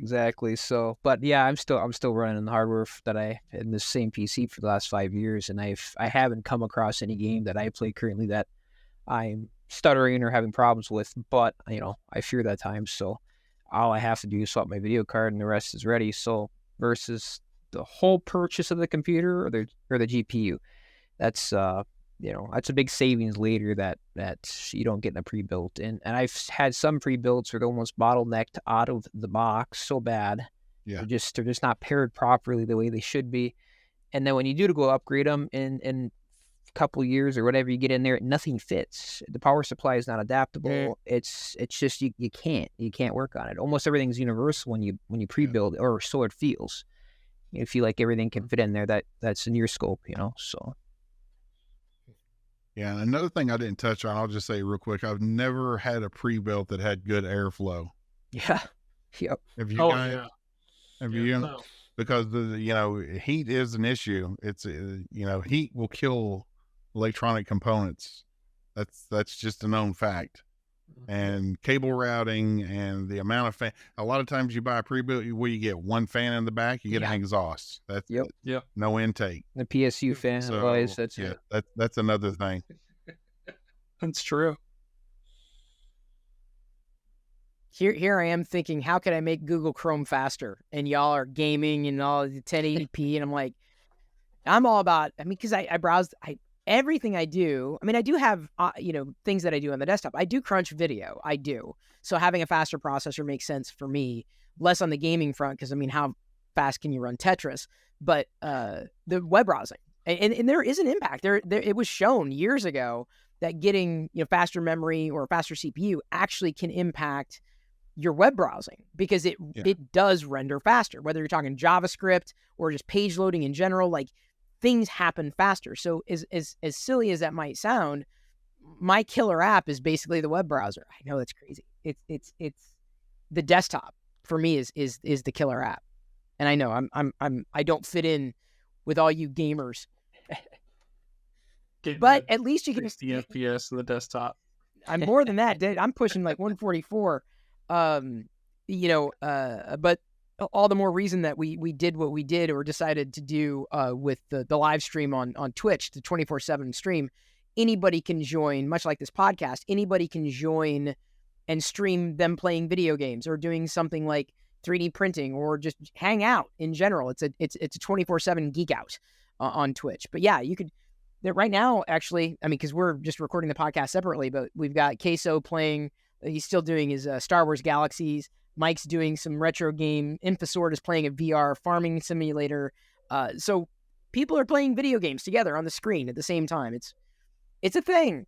It's a thing. So I'm not passing judgment at all. But yeah, thank you, Glendon, for laying that out in a very cohesive capacity. Sure. Thank you. So that leaves me, and I realize that timing may be a bit off for everybody. I'm grateful that we've had so much to share in just one broadcast. We'll work our way through refining. I'm not sure if we're going to go much beyond the tips I'm going to lay out. You may have some ideas of what else you might want to talk about, unless it's bedtime for everybody. Not for me. I'm West Coast, the best coast. Right.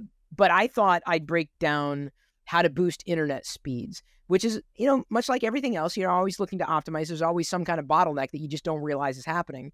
There is some amount of crossover with how and what Toxic laid out, and maybe not as much in a technical capacity, but I heard him touch upon a couple of the items that I don't think many people consider. And I'll begin with a very simple thing that you may not think about, or maybe you do. When it comes to my primary computer, or the system that I'm using, a desktop, which is a laptop that's basically being used as a desktop, right? I don't have a billion apps running. Can I handle a billion apps? It's a bit egregious, but can I handle more than one app at a time? Absolutely. But everything that I'm running is inevitably, well, maybe not everything, but many of the things that I might run are using the internet. They're using the connection on my system. And it's a little bit of data here, a little bit of data there. And so what I have done to better be able to boost my internet speeds is be very, very mindful, very careful about what I'm running on my system, on my primary system, or even a secondary system, right? This would be something that I would apply to any particular device that is capable of multitasking on the network. Maybe less so with smartphones, which are a bit more efficient with data, if only because of battery life. But when you're talking about desktops, which are, plugged in 24/7, never turned off, being mindful of all those things that you got running, whether it's, news feeds fetching constantly in the background, social apps that are constantly fetching things in the background, data that's being pushed up, data that's being synchronized, data that's being uploaded. The more that you're running, it adds up. And I'm not saying it's like, all you have to do is exit out of this app and suddenly you get half your bandwidth back. But, in some cases you might get and I don't mean this in a security sense, but a bad actor. You may get, something that is sucking up bandwidth that you don't even realize is sucking up bandwidth because it's running some kind of troubleshooting, or it's phoning home, or it's doing something that you're not monitoring necessarily, because that's not your responsibility. Or some would argue, well, it should be, you got to pay attention to what you put on the system. Most people won't. So I find that when people ask, like, what are you running on your desktop? I'm like, I got a web browser.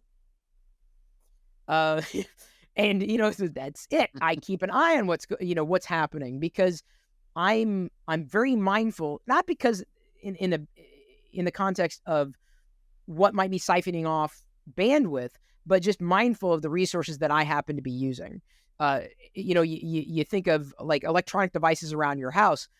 It's been recommended that if you're not going to use a device, over a period of time, to unplug it, because there's something, I think the terminology, and I'm far from an electrician, called phantom power, like the phantom draw, the electricity that's taken, even if you're not actively using it.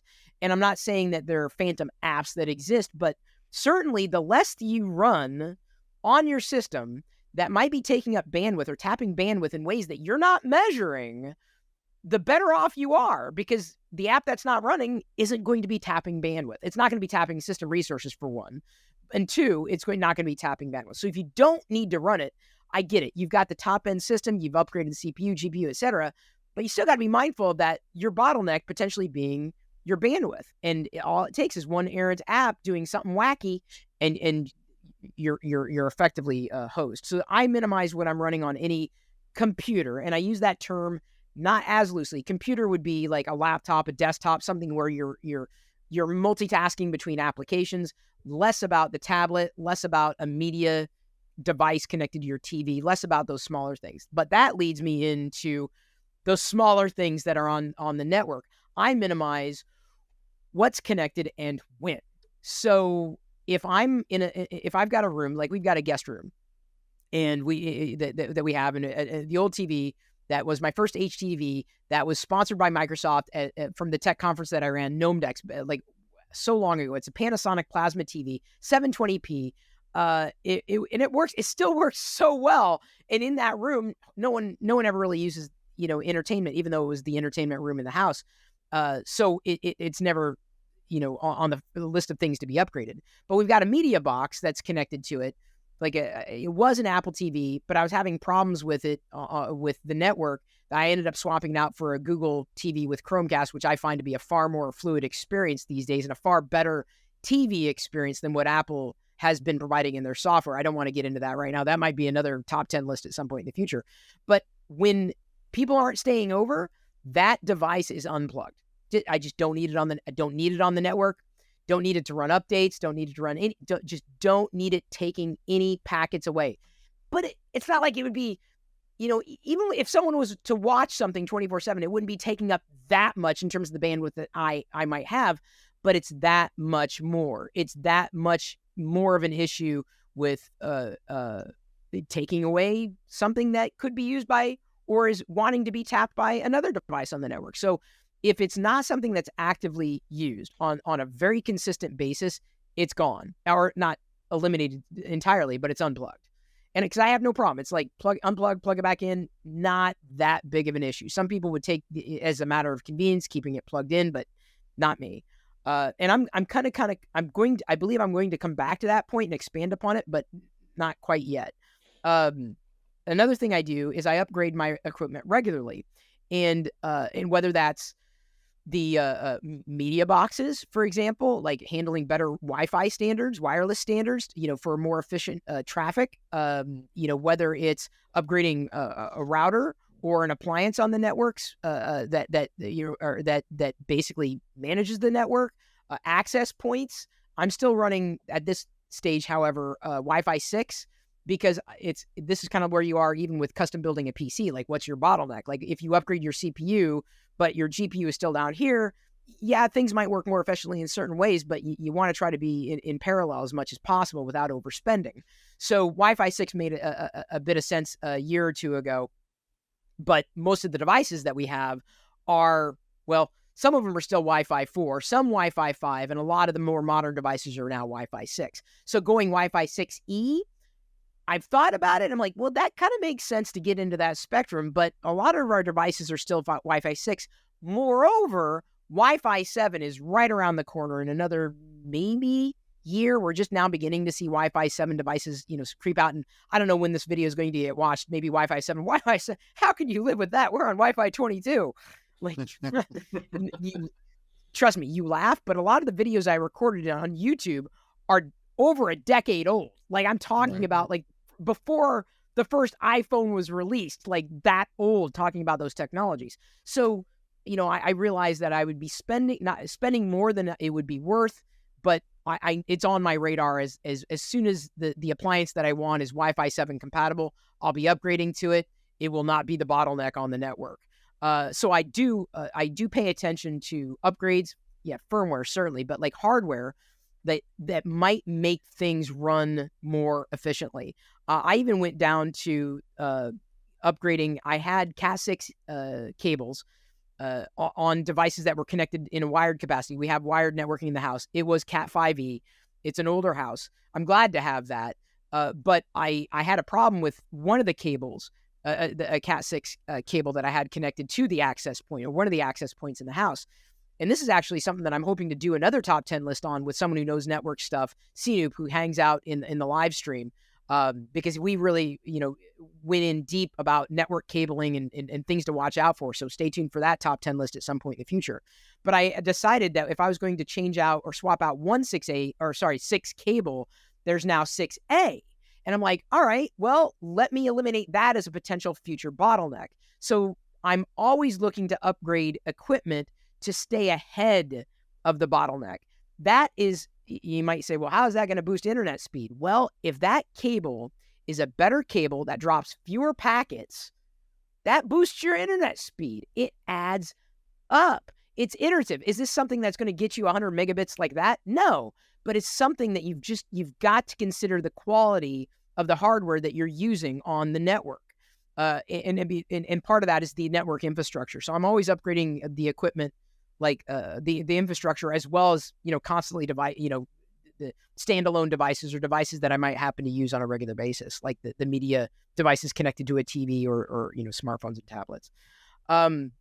Another thing that I do to boost internet speeds is this is not as easy to do in denser neighborhoods, unfortunately, but this goes back to what I was saying about minimizing what's connected and when. I try to eliminate rogue devices broadcasting any kind of signal. Anything can interrupt the signal. Anything. If it's especially the wireless stuff.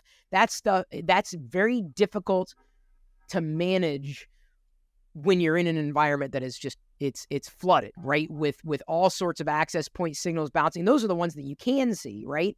I mean, I'm sure if you had a tracking mechanism, you could see anything and everything, not just the wireless networks that are bouncing about where you happen to be. But if it's Bluetooth and it doesn't need to be on, it's off. If it's something that might have a wireless signal and I don't need it, I want to turn it off. So I do my best to eliminate those things. I'm not going to stop using a microwave. I'm not going to stop using things on these spectrums, because that's just, especially when it tilts into impractical. But I think very, very, very much about how to maximize, specifically, this is probably more on the wireless side of the thing, or I guess on the spectrum, if I can use that phrase. On the wireless side, this is more of a relevant tip, because you've got a lot of signals bouncing around, and any kind of interference can cause issues. This is going to get mitigated, I believe, over time with better access points or better revisions to the Wi-Fi standards. But I do my best to eliminate any kind of rogue devices to minimize interference. Another thing that I do to boost internet speeds is I have a router, or specifically an access point, that auto-optimizes. And this is something that when Toxic and I recently did the video about, the one trick that saved my home network speeds, or whatever we happen to title it. And I'm still so grateful for that tip. You can, what tip, Chris? You can watch that video. It's already published in the channel. That would be a half-hour video. We're not going to do that right now. But the wireless access point that I have auto-optimizes the channel. So as I said, I'm kind of in a dense area where a signal over here is broadcasting on channel 6. Well, if I was already on channel 6, suddenly I got interference. Well, my access point is constantly polling and saying, oh, it's on 6. I'm switching over to 11, or I'm switching over to this channel, that channel. So it's always optimizing, and I don't have to worry about it. There's some access points or routers, if they're an all-in-one type of device, and I'm sorry if I keep tapping the mic there. I'm Italian, so I keep knocking into things even if I don't mean to. The wireless channel, having it auto-optimize, has saved me headaches to the point where I don't even realize how many headaches it saved. So if you don't have a piece of hardware, or hardware, specifically an access point, or the thing that's broadcasting your wireless signal, that's auto-optimizing the channel on a regular enough basis, you're potentially running into issues where you don't even realize you're running into them. And re-optimizing and having to do that manually is just too tedious. And I think it's too tedious for most people, because most people don't even think about it. They don't even think about it. But that, to me, keeps me at top speed. Maximizing the throughput, minimizing the packet loss, and having all those optimizations happen automatically, it's turnkey.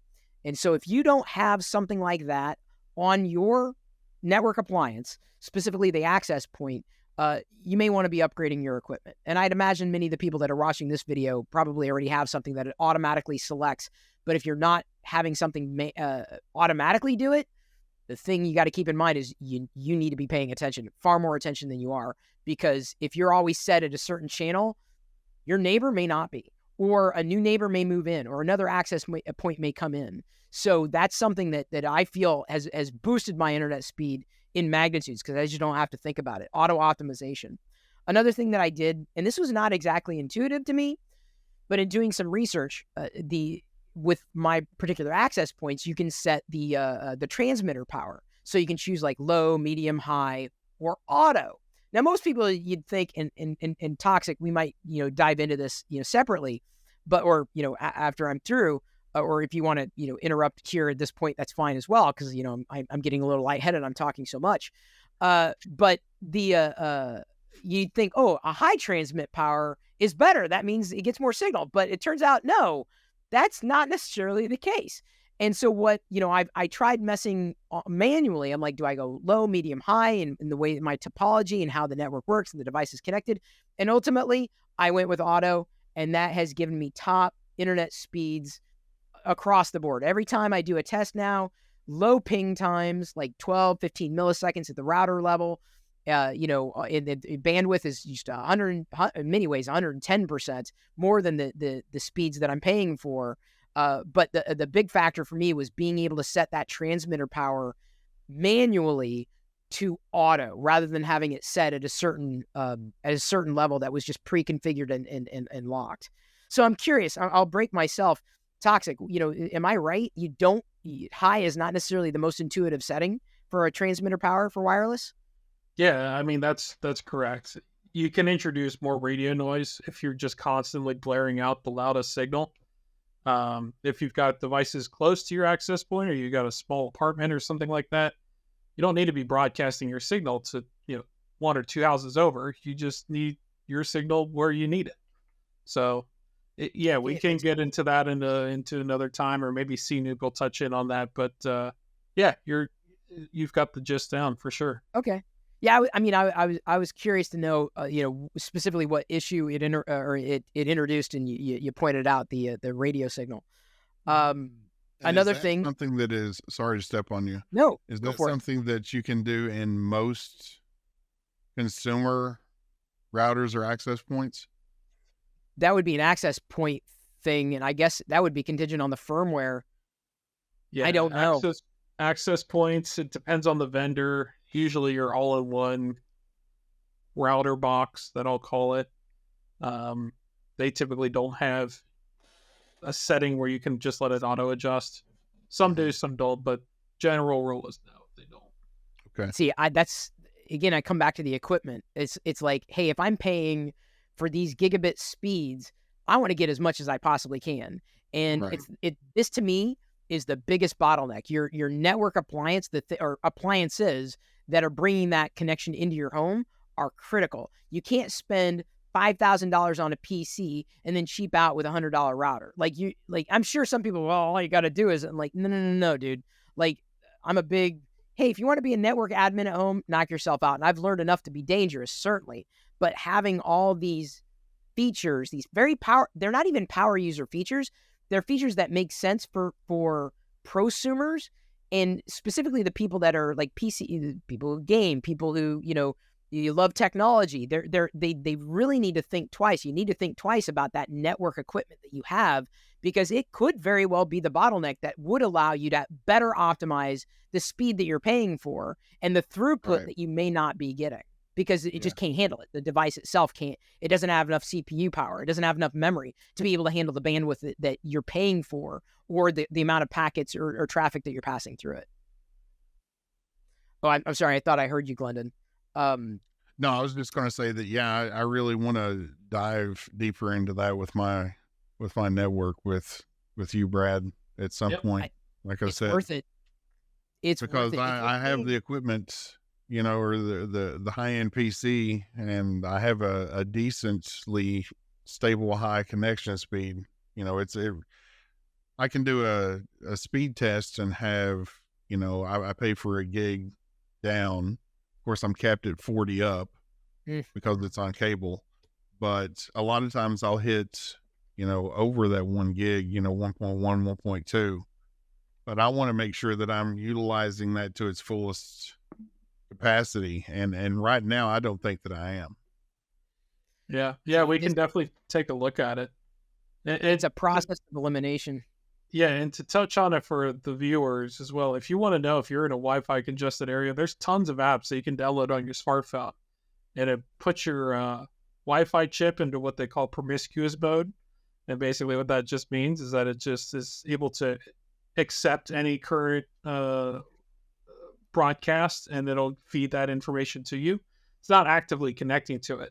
But on the app, it'll tell you what channel it is, and it'll have like the usage or what access points are using those channels graphically, so that you can pinpoint yours out and say, well, it's congested down here. That's where mine's at. I'm going to change my channel to something that's higher that's not used. But see, this is where I come back to let your network appliance, specifically your access point, do it for you. Let it auto optimize. And I think it can be done nightly, hourly, whatever what's the word I'm looking for? Whatever the configuration interval happens to be. The interval. Thank you. Automatic is just saved so much stress. So much. I just don't think about it. Yeah, if you have the ability to do auto, definitely set that. I would look for that in your next access point for sure.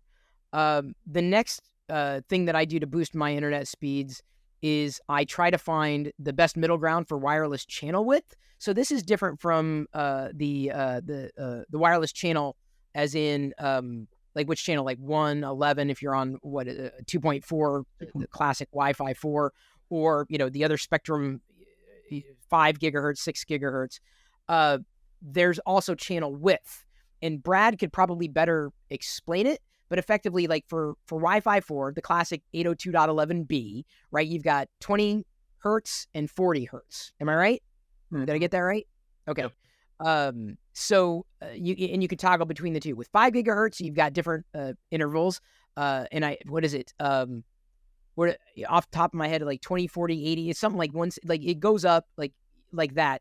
And yeah, something. And I'm not, again, far from an expert. I'm just telling you, this is what I've done to optimize or boost my internet speeds. And so I've tried different channel widths and recognized that it's kind of like a seesaw, right?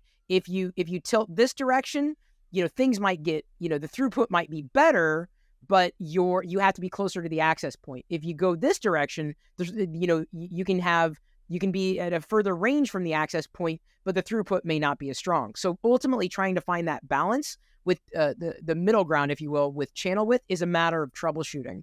If you're at an extreme point in your house and things are not happening right, well, then you may need to move your channel width, the lower direction, right? Drop your hertz a bit versus, hey man, I want great throughput and I'm not that far from the access points with most of the devices. Well, then up your channel width through the roof as long as your devices can handle it. So that's something that I have found, again, a more prosumer level access point should allow you to configure this as well, setting your channel width. That can boost your internet speeds. It can improve your throughput, which vicariously can improve your internet speeds. Sorry, go ahead. Very Glendon.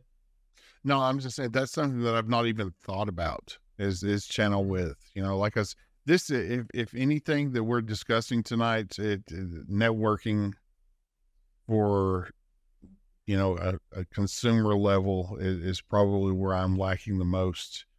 And I'm probably the most ignorant on. So yeah, no, this is all great. And I really need to dive into my network is all that I found out tonight more than anything.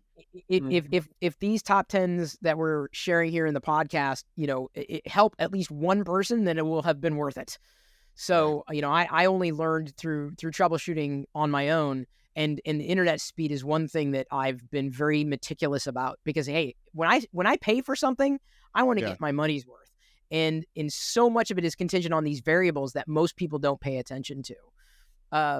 Another thing, and Brad, I'm going to just check on Dipstick here. Did I explain that the channel width well enough? This, like the seesaw and the hertz and going higher distance, etc. Yeah, you did. I'm a visual learner, so maybe somebody that's also visual, they might not know what you're talking about specifically by like channel. Right. So for me, the way I can visualize it and explain it best to people is that if you draw a line and you have what they call the sine wave, which goes up and down. So you split that S curve up and down halfway through.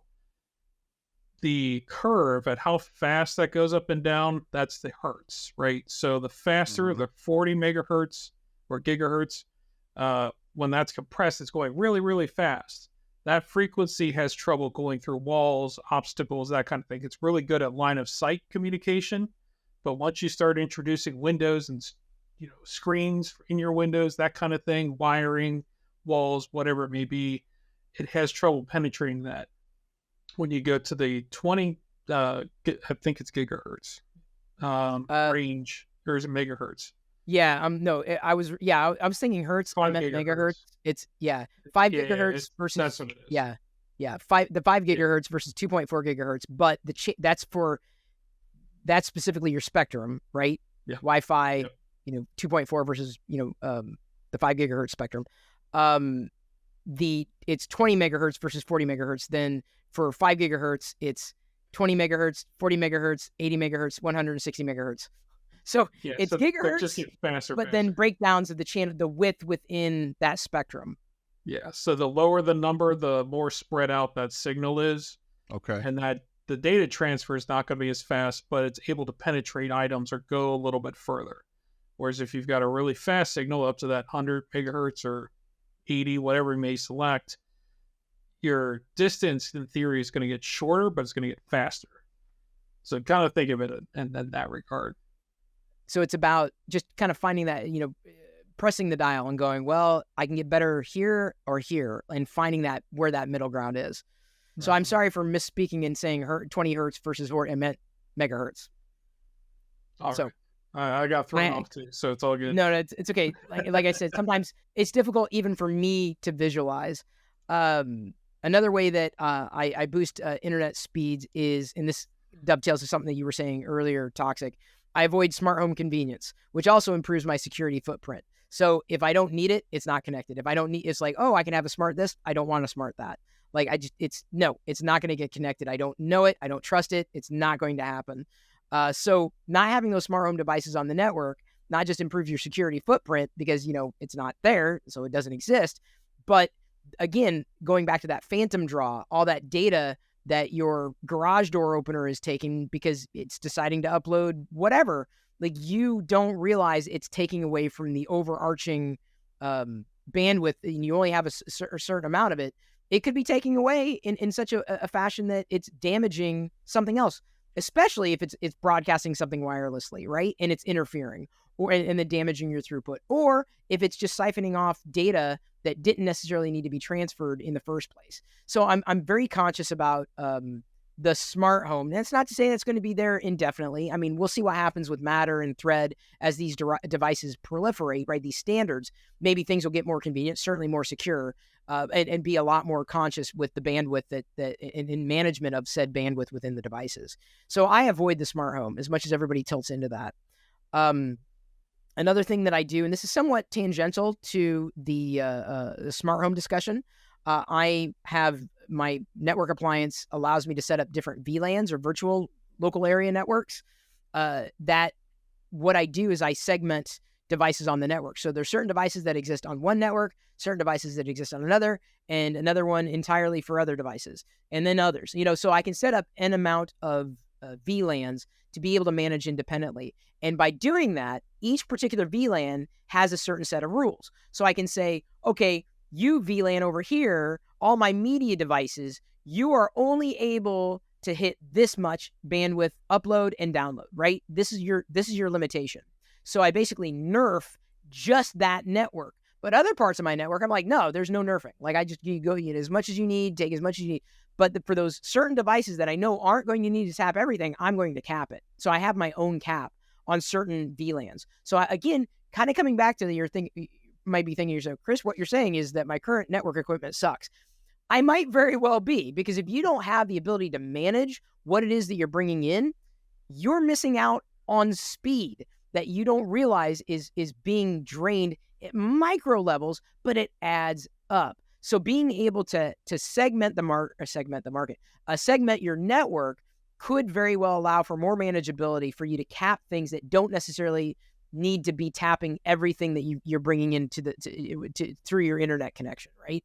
It's something to certainly keep in mind, and with the right software, again, web-based tool, router, it shouldn't be that difficult for the average prosumer. If I can abstract, the nerd shouldn't have any problems with it. Those are specifically like non-critical networks or networks that I know aren't going to need full access to the bandwidth. And in many cases, this minimizes or mitigates the need to have any kind of quality of service toggle that some people might run for the devices on the network. Because I'm like, well, my quality of service is like, you're over there. Like, I know, I mean, I understand, what you are. And I have a guest network separately because I don't trust those devices at all. I have devices on this network or another, but having that manageability allows me to better control, if you will, a quality of service such that one device over there that it might be important to have bandwidth for, I'm going to still cap it because I'm like, you don't need everything. You just need as much as I'm going to be able to give you. The last way that I boost my internet speeds is, and this is not something that, well, I think a lot of people that might watch this probably already do or didn't realize they could do, but blocking ads at the network level. The more that I can block, specifically before it hits the network, before it hits the device, the better, because you cannot rely upon software to do all the heavy lifting.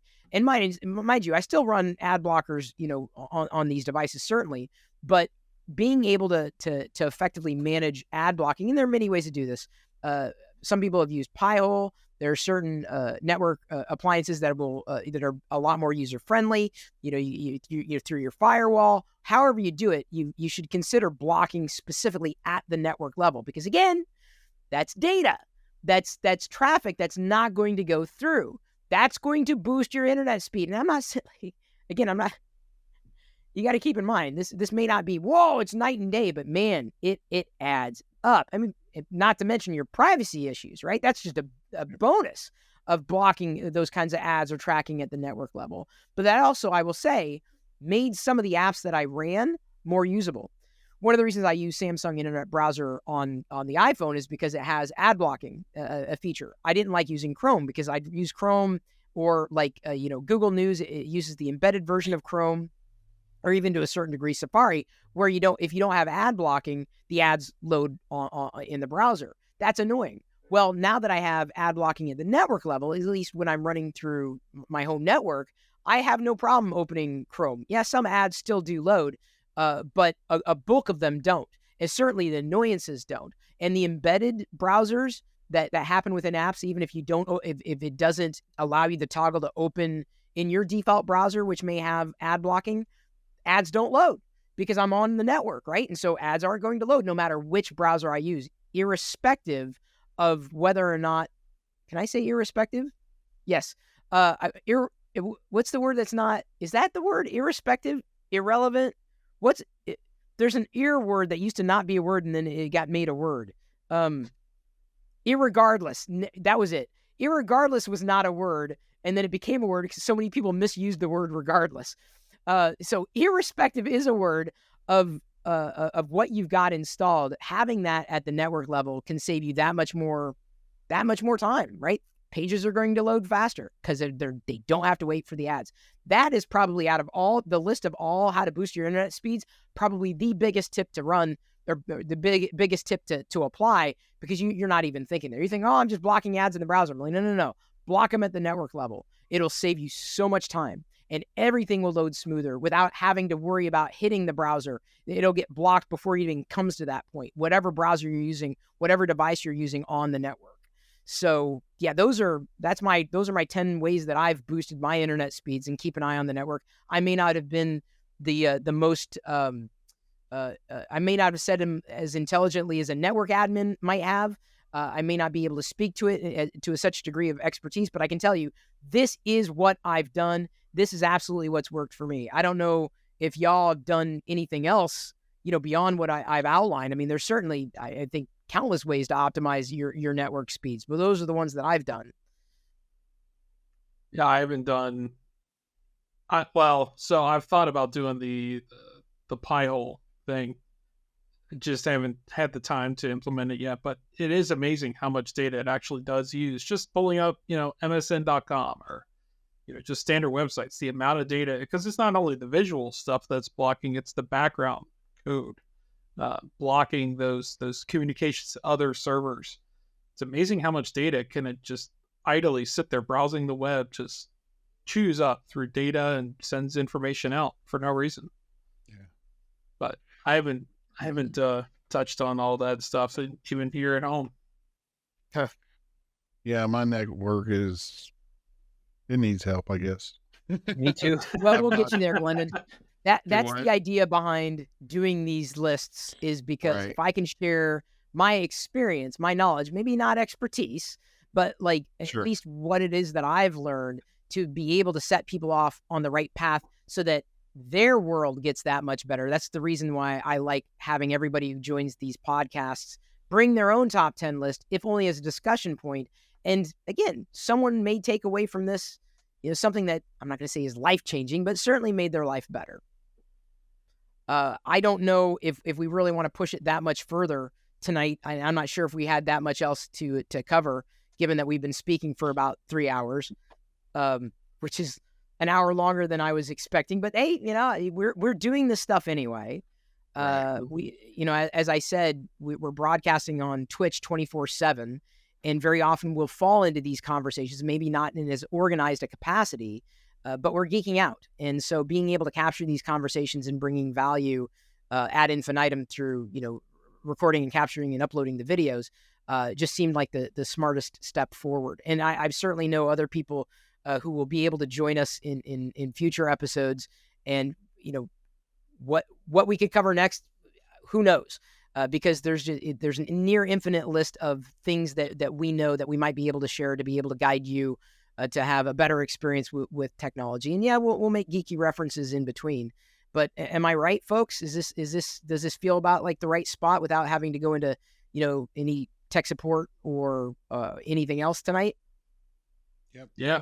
I learned Okay. I learned a Feel few like it things. See, that's what I'm saying.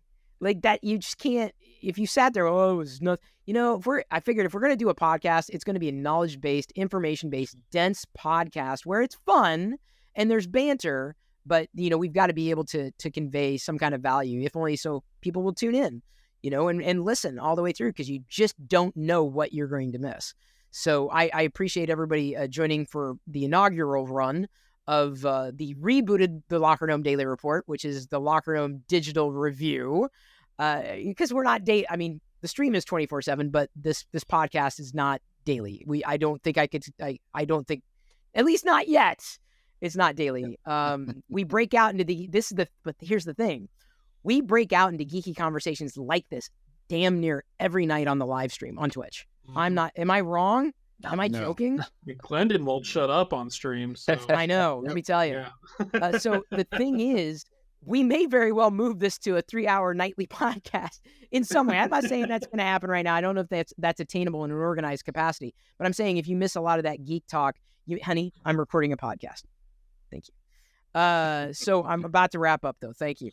So thank you, Glendon. Thank you, Toxic. Thank you, Will the Gamer, and Mysterygoat for joining tonight and indefinitely. You've been great to have on the Twitch stream, good to have here, and I'm really hoping that what we've laid down tonight will take hold so that we can continue to do more, because Lord knows I love doing this stuff. So thank you, everybody, for tuning in. I love you. I appreciate you. And at this point, I'm going to leave you to your own devices. May the force be with you always.